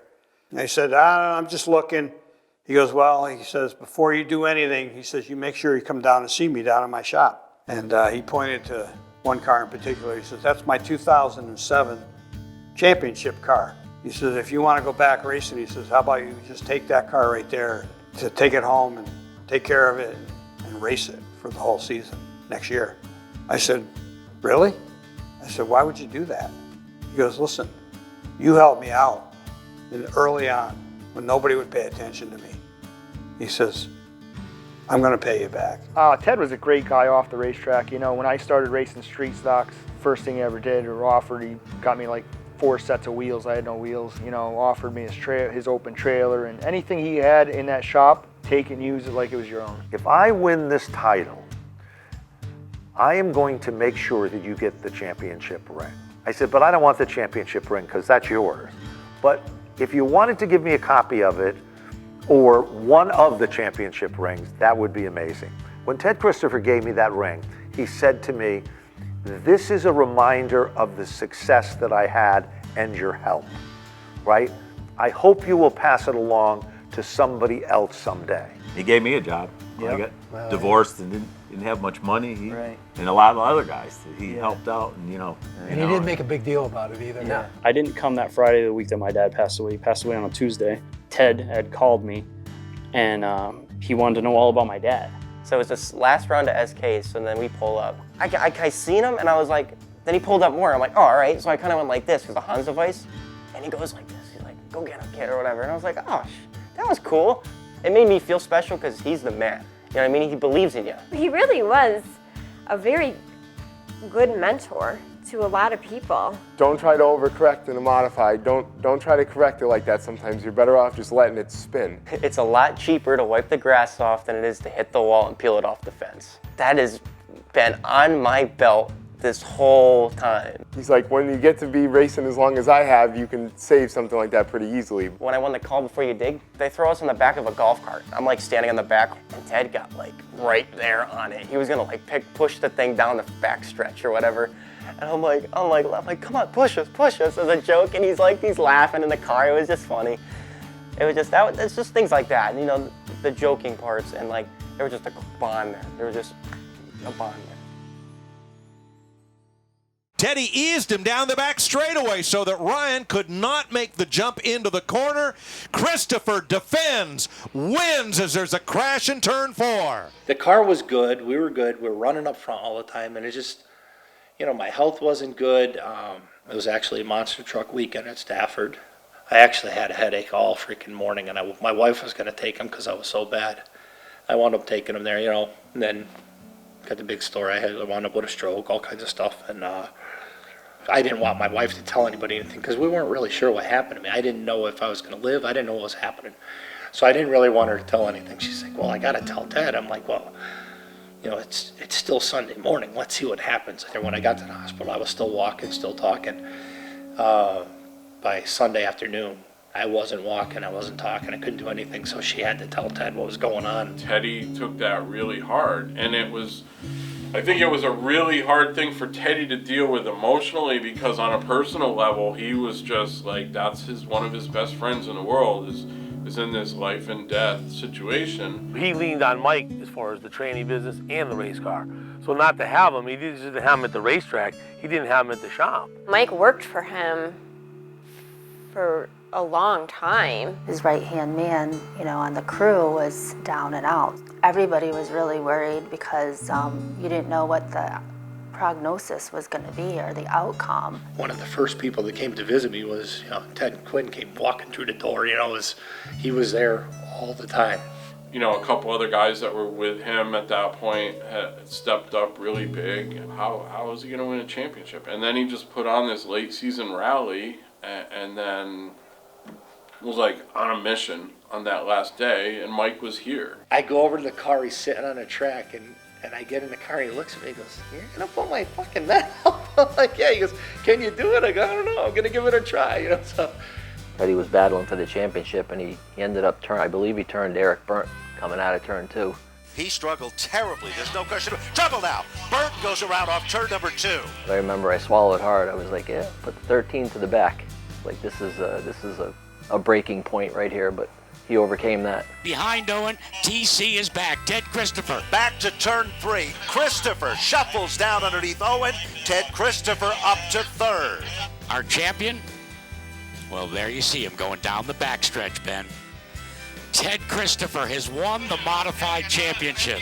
I know today's a special day because of the passing of your father-in-law, and today, I believe, is his birthday. Is that correct? Yes, it is. Happy birthday, Ted. Mike made it back to the racetrack, and obviously he wasn't healthy enough to help with the race car, but he got to be out there on the track and celebrate that championship, which, Teddy as far as the emotional meaning to that, he told me that, you know, it was the biggest one. Give a round of applause, guys, from up in the grandstand. He can hear you down here. Ted Christopher, the 2014 SK Modified Track Champion.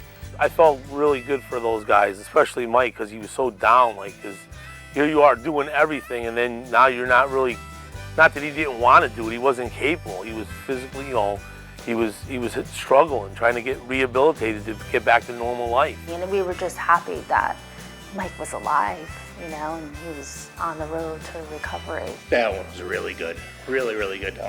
Obviously, they're all good, but it was awesome to be there for it. It was really cool. It was pretty crazy because he won the championship in 14, so then to go in the next year and now win a race was like, wow. I just remember him being confused, you know, like, why, how does it just go away? And he would literally say to people that he knew, you know, do you think it's me? You know, why can't I win? What am I doing wrong? He was pretty down, you know, because a lot of people were saying, you're getting old, you don't have the reflexes, blah, blah, blah. And I was like, shut up, you're just having a bad year. At every level of racing, you know, guys that are immensely successful suddenly have a down year, and it can be anything. I was feeling bad for him and Mike. It was bad. It was like, they were like, they couldn't, you know, hit the side of a barn. It was like bad. It's obviously not talent. You didn't just forget how to drive a race car. Yeah, I was really surprised at how kind of down he let himself get, but I was surprised because it was what other people were saying. And he's never really cared what other people say. What's it like to be back up on the podium? Finally, this is the first time we made it to Tech, so I got to figure out where it is. So at Stafford, they had the Bobby Potter. You could go for a ride in a two-seater, and it had Bobby Potter on the above the window there. What's the driver's name? Yeah. The driver's name. So Dane says, go by the car and point your finger at the name. So I take a picture. So he takes a picture. He photoshops Teddy's name where Bobby Potter used to be. You sent it to him. I sent it to him. I go, hey Ted, I got your new ride for you. You got a new ride because you're all washed up. Oh my God, the shit hit the fan. You guys are assholes. You wait till next year. Yeah. We got him good. He was really easy to pick on. That's the problem. I could just, you know, it was just so easy. You knew you had him pissed off. Yeah. If he gave you this response. Yeah. Well, I'm good at 3 things. I can race, I can fix transmissions, and I can fuck. Matt Buckler was interviewing the winner. And Teddy got this whole, like, so you got to imagine Matt Buckler, he's kind of walking, and he's like, Teddy was like, oh, come on, when's my interview going to go? You know, he was doing that kind of jibber jabber. I'm like, Teddy, you're washed up. Nobody wants to hear you anyway. I know he's important, but can we do a $100 bill giveaway real quick? Next born child. We got to go all night. We have a $100 giveaway from 9:45. I like to go home. Carol Howard. Well, Keith Rocco, if we can get a picture real quick. Yes, Teddy's old news. Hold on.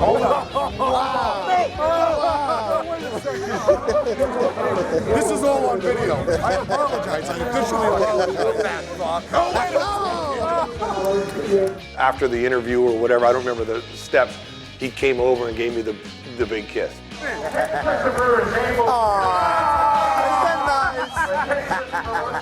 It just highlights, you know, the story on how it goes and what it was like. Mad, happy, joking, laughs. Had a good time with him. For how old he was, he would arm wrestle people. He'd screw around, fight with anybody. Like, you know, he wasn't scared like to show everybody that he was in his 50s and they were in their 20s. And I'm double your age, I still kick your butt. Oh, he worked out pretty rigorously. We would work out like 3 nights a week after dinner with weights together. They would be at the Y all the time lifting. He loved pounding the iron, you know. Ted was a freaking monster. I mean, he was huge. He starts talking to me and he drops down and he's doing push-ups talking to me like we're having a regular old conversation. I can remember him like cooking in the kitchen and then he'd be on the floor doing 100 push-ups, like because he needed the water to boil or something. He kept up on himself shape-wise and physically. pretty well for being an old man. Like I told Priest one day, I said, we'll see what you're doing in 30 years. He's like, what do you mean by that? I'm like, well, you're over 30 years younger than I am. Let's see if you're going to be still doing this, winning races and championships in 30 years.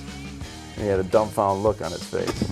He was pretty much on top of his game. He was still razor sharp. You know, he had that crappy year in 15, and he comes right back in 16, and he started rejuvenating again. Ted Christopher trying to win for the first time in 2 years. Ladies and gentlemen, Stafford's all-time winningest driver, Ted Christopher, will win the Mario Fiore Tribute event. He won, I think, 2 races. He won the 5K. Teddy Christopher, side by side, getting more fight coming out of turn 4. We have a new leader, Ben. Favor down out of turn number 3 into 4. Everybody on their feet, and it will be TC Ted Christopher victorious. All right, I think he's getting back on top of his game. It was huge. It was huge. All of a sudden, it was all the bad times were forgotten about, and Teddy was back. Boom, boom, boom. There we go again. He was back on track.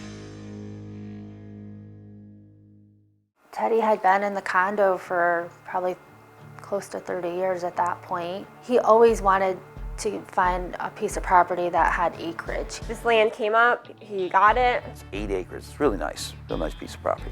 He had designed a house, so we were up there figuring out where it's going to go. I said, you got to look at the sun, you got to look at the topography, let's figure all this shit out. I was lucky enough to work with Teddy and his brother Mike on doing all the radiant heat. That was a lot of bonding. We would work till 11 o'clock at night. You know, I remember being there, it was like below 0, and we were like doing something on the property. If you're a contractor and you're Ted's friend, guess what? You're donating. You know, Jimmy Page came over and did the plumbing. You know, this guy did the concrete. Another guy gave him a bulldozer. He's out there, he's got that big Euclid, you know, and then that Terex. other little Terex dozer. And I said to him, hey, teach me how to drive that thing. He goes, you want to ride? Yeah, sure. I go, yeah, I want to learn. Yeah. So I jump in there. Hey! You don't do anything. And he jumps out of the thing. He goes, don't hit the gas pipe. Yeah, remember that. Yeah, don't hit that. Whatever you do. Yep. Well, yeah, he sat there with you. He's showing you, and I was watching it. It was pretty cool. Yeah. I mean, he did put a hole in his house. Yeah, he did do that. But I think he was driving a machine and hit his house. But it's fine. He fixed it. So. I can remember him telling me, you know, we're using this type of tile, and we're doing this, and she picked out this, and I picked out that, and I got to have this way, Ben, and I have to have a place for my Camaro. So he builds this beautiful house, and the thing, all he wants to show us is the garage. Yeah. Right? Yeah. Was it 6 bays? 3 up top, 3 down the bottom. Down below. It was like a ramp to the regular part of the thing. It had a big basement. It was like bowling alley and crap you could put in there. Unbelievable. But it's like, my dad's like, yeah, man, Dad, we have wheelchair races down this ramp. I said, you guys are gonna kill yourself. That suddenly became every phone call, every conversation you had with Teddy. It was making him just as happy, you know, doing something there and seeing the fruits of his labor and his accomplishment. This was a true love of passion, and they as a family worked together. Beautiful. I think it's a 1-floor house, and it's just amazing. He showed his house off all the time to anyone that would even come to the shop. He'd take me up there, show me, Tommy, you gotta drive by, I just did this. He was so proud of that house. He'd wear slippers. It was so cute. He was in the kitchen. You never would think that a guy like him, who's a race car driver, would go in the kitchen and love to bake. He would make this chocolate cake with frosting. It was so good. Anytime he'd make it, I'd be like, oh my God, I need some. He would, of course, always tell you that his cakes rose the highest and tasted the best. Brownies. Cakes, cookies, pies, cupcakes. Yeah. Any kind of sweet thing. I called him Teddy Crocker. I don't know why he liked baking so much, but he did. He was great at it. I just think some of our best times were just when we were making dinner, he was cooking, and I mean, we joked around a lot. We definitely laughed a lot. Here comes Christopher. Rocco has the upper hand heading into turn 4. Meanwhile, Christopher dives down low. Ladies and gentlemen, on turn number 4, Ted Christopher has done it. 2017, I think he won the 2nd or 3rd race, and then he won again and again. Remember, turn number 3 is where he does his magic. Here comes Christopher, right on cue. Christopher takes back the lead. Dowling on the outside. White flag is out. Ted Christopher, the magic is back. Ted Christopher will win the SK Modifieds. It was like Mystique days again. Like, this guy's like, are you kidding me? What, this guy's got to deal with him every week? I mean, he was like the guy to beat. He was back. The Ted was back, and he knew it. He had that confidence, that swagger. Still fun. He won 6 races that year, so it was like, wow, he's not messing around now. You look at him, you'd never think he was 58. I mean, he acted like he was just like the young guys. I mean, age was nothing to him. He'd be like, you know, you should drive my car. It goes by itself. I don't even have to drive it. I'm gonna win, hey, you know. Just like that was him every Friday. It was incredible. I mean, Teddy was always a very happy guy, but in that summer, he was the happiest he'd ever been. He was back to being the guy to beat pretty much every week. You know, it was Teddy and Rowan Pennick. Hold your breath time at Stafford with 1 to go. Here comes Christopher. Bonsai move to the bottom. Gives him the swish off the turn. Christopher's your brand new leader. Pennick isn't done yet. Owen still in third. Down into the turn. Power slam. All of a sudden, Pennick moves back into the lead. Christopher in second, and Owen will cross the line in the third spot. I knew it was going to be kind of ugly, so I went out to where the victory lane was. Mark, who would always be out in the infield around victory lane area when the race is over, sees that there's going to be something that possibly could happen. And then Ted gets out of his car. I look at my dad. I'm like, he's pissed. He's gonna be fuming. I remember the victory lane was pretty crazy. They were swinging at it. Over the last couple laps, a little disturbance here down on the Speedway.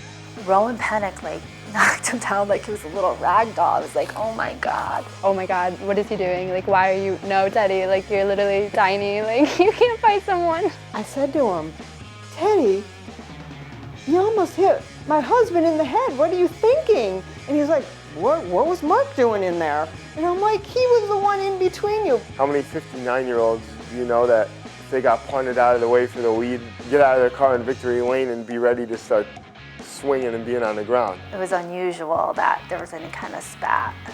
But, you know, Teddy never held a grudge, though. Called him up and told him that he was gonna have to sit out practice, and he told me he was fine with that because practice was overrated. He didn't need any practice and he was going to save money. Scott Tapley and I had both of those guys in the tech center, and we had a little meeting with him. He felt like Rowan didn't respect him, and he felt like nobody respected him. Ted, nobody here respects you more than I do, and I can guarantee Rowan respects you just as much. And I guarantee Tom does, and everybody here respects you, Ted. You're one of the best that's ever done. And I remember him saying, well, everyone has a really funny way of showing it. I got penalized, and I'm going to show you. You want to penalize me? Well, I'll show you. You know, I'm going to go out there and win. Here comes Christopher. Bottom shot. Turn 3 as he is able to turbo his way into the lead. Ted Christopher back in winning form here at Stafford. He'll take down the win. From the back to the front, kind of bring us through that battle with Chase there, those closing laps. Geez, I want to thank Mark Arute for starting me last. That was typical Ted. He pulled me aside and said, you know, that conversation really meant a lot. All I want is respect from everybody. You showed me respect. Rowan showed me respect tonight. That's all I want. He hadn't won a lot in many years at Thompson, and he finally got a win, his final career win ever, and that was in a car that, you know, probably many people didn't think he could win in. I'm asking him, I said, hey, how you getting to Riverhead? He says, I'm flying with Pat. I said, I'll go with you, I think. And my wife goes, oh, I want to go. I go, okay, we'll go then. So I won't go on the plane. I was at my cousin's wedding up in Massachusetts. He called me at 12:28 p.m. and because he was heading to Robertson Airport because he was taking off at 12:30. And he was just like, where are you? I'm like, I'm on the Mass Pike. It's good. Traffic's good, whatever. And he's like, all right, call me when you get there. And we said, I love you. And that was it. We were actually parked next to Ted's team. We were told, I think somebody said that Ted was going to be late. Ted was driving for Danny Watts. Danny Watts comes in the trailer and says, hey, I need an antenna. I said, what's the matter? He goes, oh, Ted's not here. So the first thing I said to him, he looked like something was wrong. I said, so what time's the driver's meeting? He said 2:30. I said, oh, you got an hour, so you'll be here. So we're all practicing and the car sat there. And I kind of remember it was like, at first it was like, what the fuck's Ted? Now all of a sudden the driver's meeting goes by and now Ted's not here. I'm like, oh, this ain't good. My spotter, Brian Sullivan, kind kind of pulled me aside in the trailer and was just like, hey, did you hear anything about a plane crashing in Connecticut? We get on the ferry, and JJ calls me and says, where's your brother? I'm like, fuck you mean, where's my brother? I swear to God, I look out into the ocean.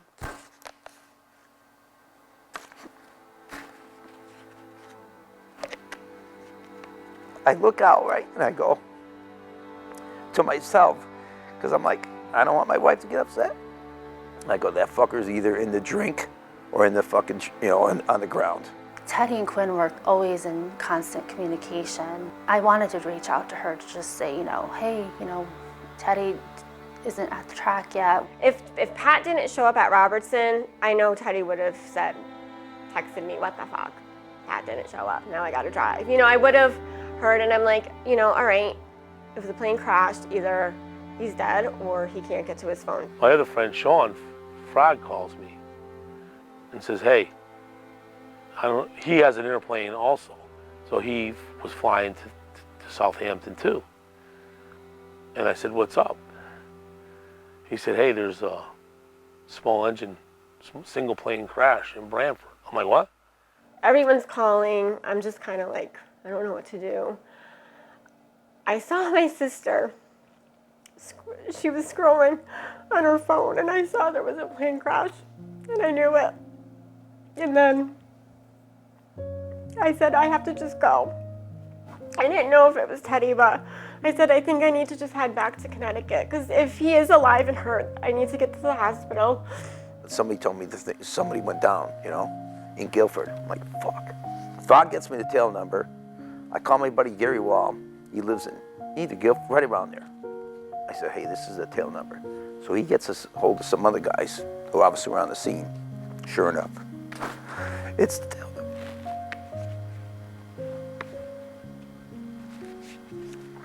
At first, it was 2 injured. So I'm like, okay, he's gonna make it. He's gonna make it.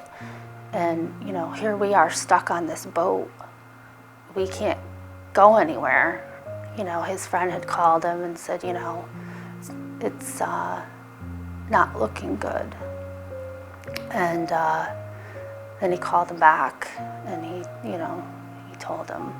And then my brother-in-law, Mike, called me and said he had died.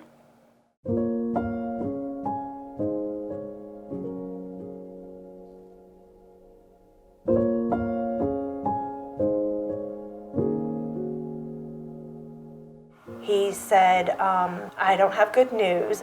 Teddy was in a plane crash, and he didn't make it. And I could just hear the screaming. We'll take the ferry across back, because I can't get it out before I talk to my mom. She watched the TV, and it talked about the plane crashing, and didn't know that my brother was on it. And Michael had to take me in.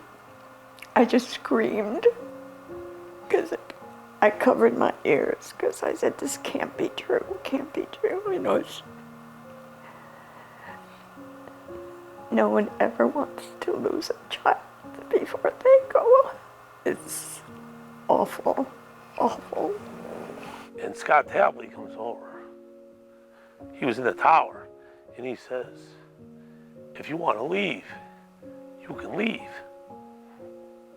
And I said, no, I'll stay. They put everybody on the racetrack, and I was like, it's starting to sink in,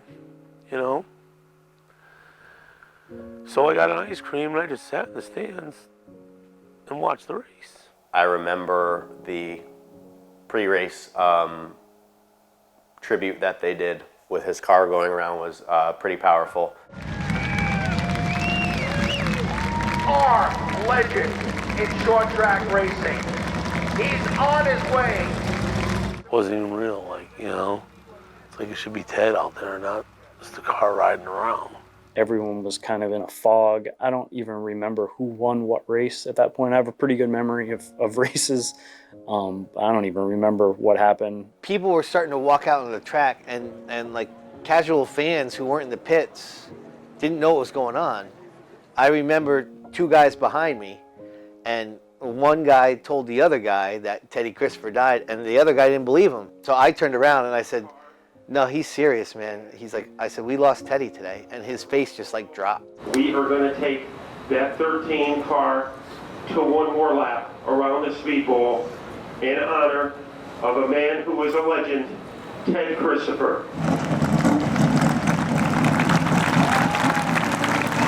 And Ted Christopher is heading for victory. Everybody was just quiet. Everybody wanted to just race and get out of there at that point. I ended up winning that SK Light race. I remember in the victory lane, like I was crying in the victory lane. I couldn't even hold it together. So now to honor Ted Christopher, Brian Narducci will be taking a victory lap. Just awesome. I've always liked watching Ted, and he was my hero growing up, and this is a terrible loss, but at least I won for him tonight. Everybody was a Ted Christopher fan that night. It felt like the world was just like still, like everything was like frozen in time, and like nothing really felt real anymore. Those days are very blurred, you know, that week, those 2 weeks or whatever. And you find out later that Pat wasn't even supposed to be fucking flying the thing. I was just flying with him the year before. You know, the guy had medical conditions. He wasn't even supposed to be up in the plane by himself. It's like, what the fuck, you know? You know, I don't understand how, number one, Pat was flying when he was denied a medical certificate. Like, how does that happen? That frustrates me, but obviously the actual cause was the red rag. It's dumb, and we're never really gonna know what happened. That's what I say to people. You're never gonna know what happened. In that moment when they were going down, we don't know. Because it's something that could have just very simply been averted. He would still be here if not for a shop rag and a filter on an airplane. I mean, the number of people that actually were, you know, responding and acknowledging his passing, but not only what he accomplished. That was big.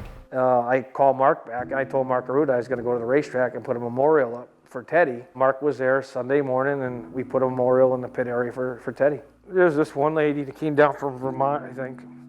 She traveled like 4 hours to bring a flower. It was impressive. The wake was unbelievable. Unbelievable. There was just so many people there. It was real hot that day. The police shut down the streets because there were so many people. They were handing out water to people. It took you 3 to 4 hours to get in there. We had an ice cream truck there because, you know, that's what Teddy loved. We had the race car there, and it was just surreal because it was like a tailgate party at a funeral, but it was like, it had a warmth about it. I did not expect camera crews there. I know. I was just like, this is my brother. I'm just trying to, you know, get into the building. It's hard to believe that he affected that many people's lives.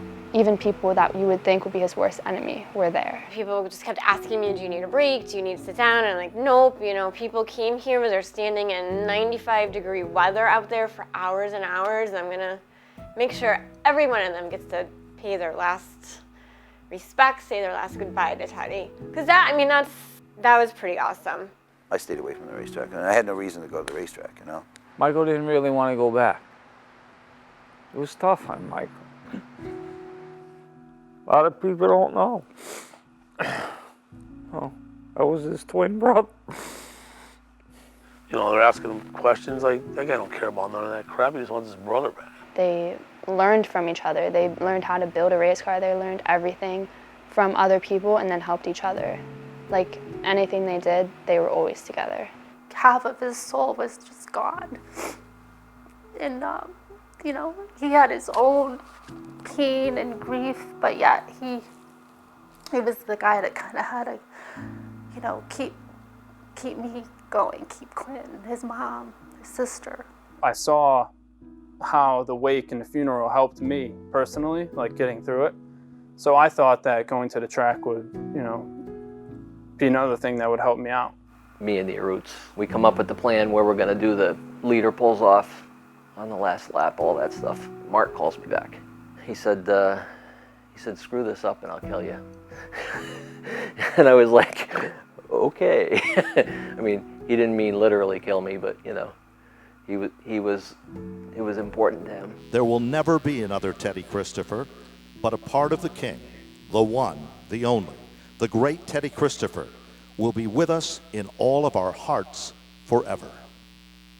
The momentum for George Bissett Jr. George Bissett Jr. has done it. His first career win in the Dare Stocks here at the Stafford Motor Speedway. I knew he was there. I just feel it. Definitely riding with me that day, and I was happy. Everybody knows that interview. I was squeaking hard. Oh, I just can't believe it because I lost the best friend of mine last week, and me and Teddy were close, and it's just hard for me to do this, and I always wanted to win for Teddy. There was a lot of sad, but there was a lot of happy. Brian Narducci has done it again here at Stafford. Car number 28 will take down the win. That was pretty awesome. I mean, I said, would you guys be okay if I put a big 13 with a TC on it? Of course, they were like, yeah. Yeah, this means everything to me. I left that spot open for Ted, and I know he probably would have parked there a bunch more times if he was still here. He was my hero, and he was a lot of other people's too. There was a restart on lap 13, and that's when I took the lead, and it was like, wow, this is crazy. And then the same thing at Waterford the week before, I took the lead on lap 13. So it was just, I think it was meant to be. Tony Membrino leads him to the front, and the memory of Ted Christopher is not far away. I wanted to not screw it up.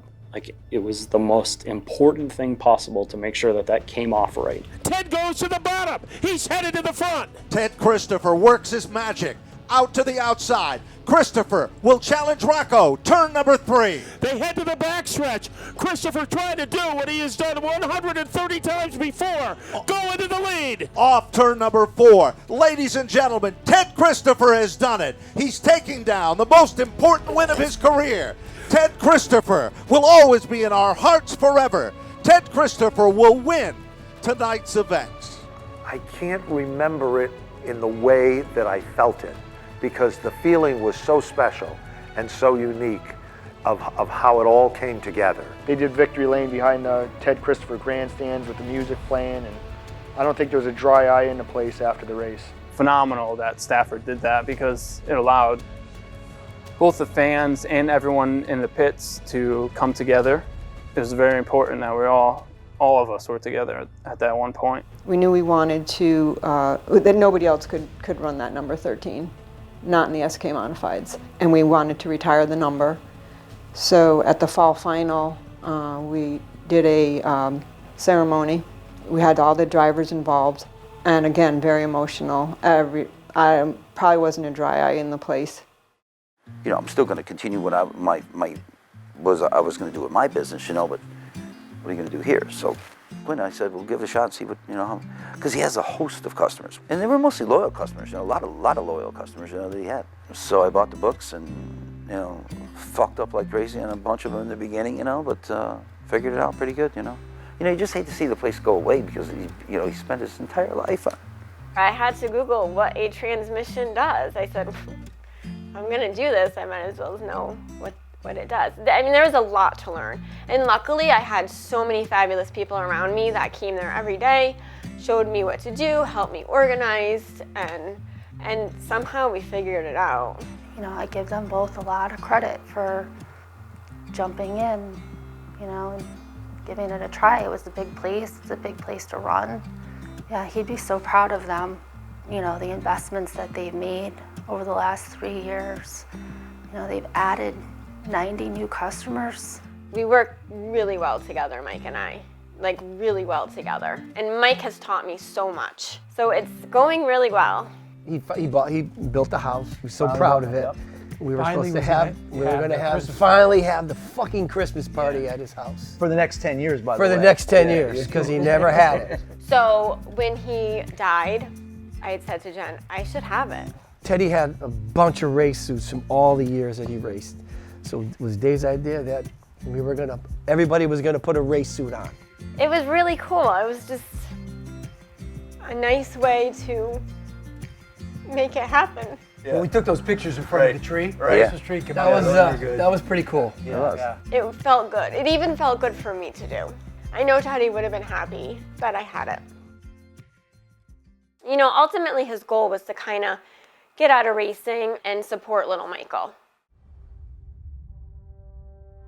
So it just made sense for him to have the car And it was my way of carrying out Teddy's dream. Christopher guards the spot. Priest is all over him. As he comes to the line, Michael Christopher has done it. The fans love it. Michael Christopher has won here at the Stafford Motor Speedway. Everybody was Michael Christopher fan that night. I swear, it was awesome. I was bawling my eyes out. I think I shed a tear that night too. As soon as he crossed the line, I was like, damn, that's awesome. There's very few times the grandstands erupt that you can actually, because I got headphones on and I'm talking and I got all this other stuff going on, that it really grabs your attention. I remember when he got out of the car in Victory Lane, he did exactly what Ted does. He got out, stood on the Nerf bar, put his arm up, and I was looking at it and I said, oh my God, it's Ted.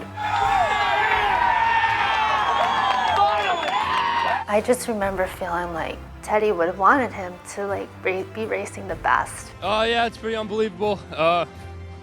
Happy Father's Day to my dad. It was his birthday last week, so happy birthday to him and Uncle Ted.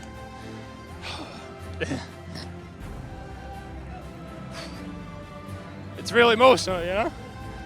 And not only that, but to be in his car and to beat Ryan Priest, you know? There was a future for the Christopher legacy, and that nephew that Ted Christopher talked to us about so many times, that he was so proud of, he wasn't just a little kid anymore, he was a man. I think that was good for all of us. It was really good for all of us. It was nice to see the four of them have that moment together. There were a lot of people in Victory Lane, and I think everyone was waiting for this moment to happen of just like us and finally like getting that. And we knew that like our uncle was there and he was enjoying it with us. Even months after it happened, people are still trying to heal and, you know, get through it and keep going and, you know, carry on with their life. And it was big for a lot of people. I remember like after, like no one left. Everybody just stayed. And I mean, they all just missed Teddy so much.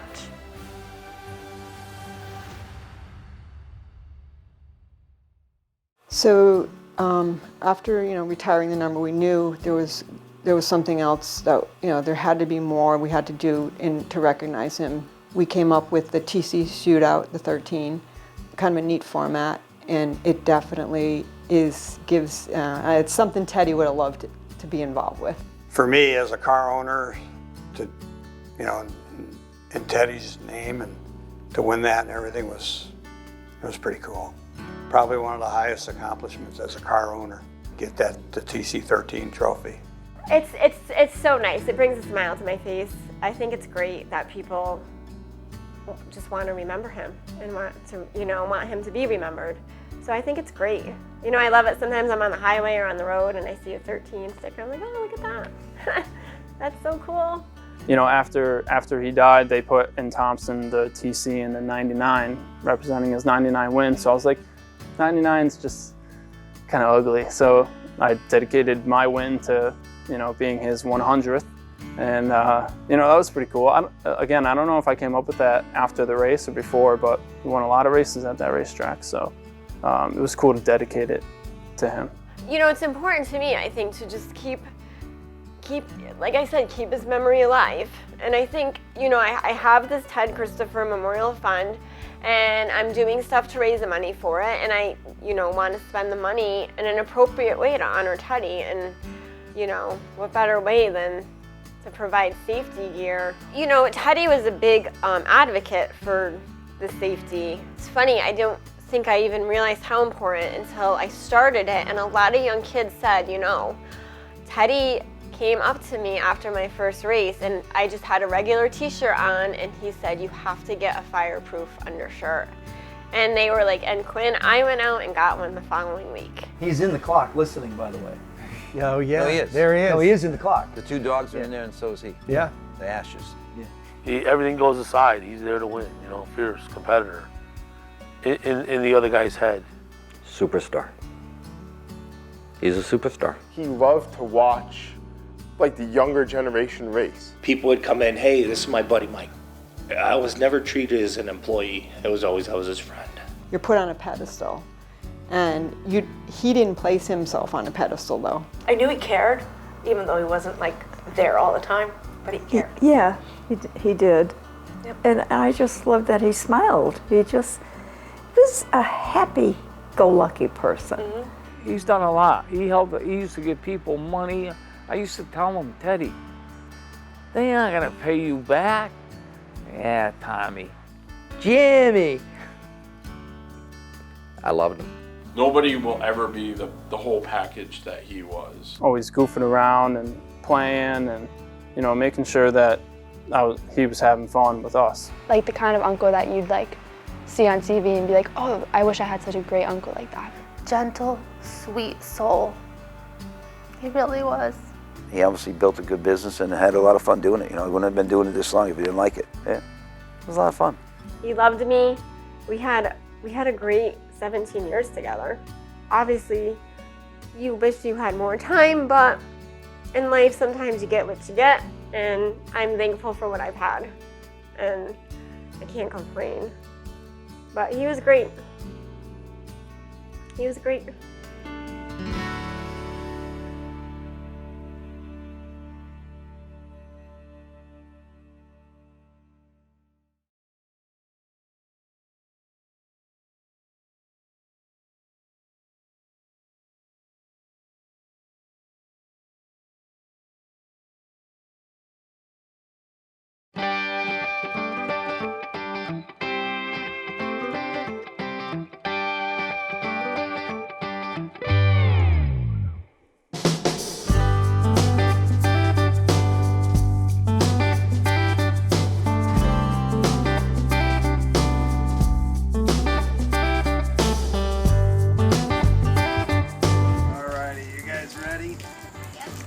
Jump it. Oh.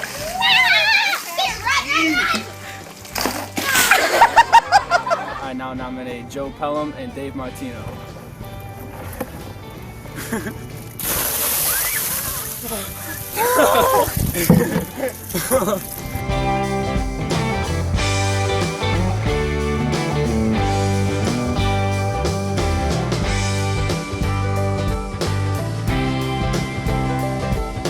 How were you able to do it? The spotter did it. Now listen. Ted Christopher Jr. Ted Christopher, I'm not a junior. I guess you must have added that, huh, Matt?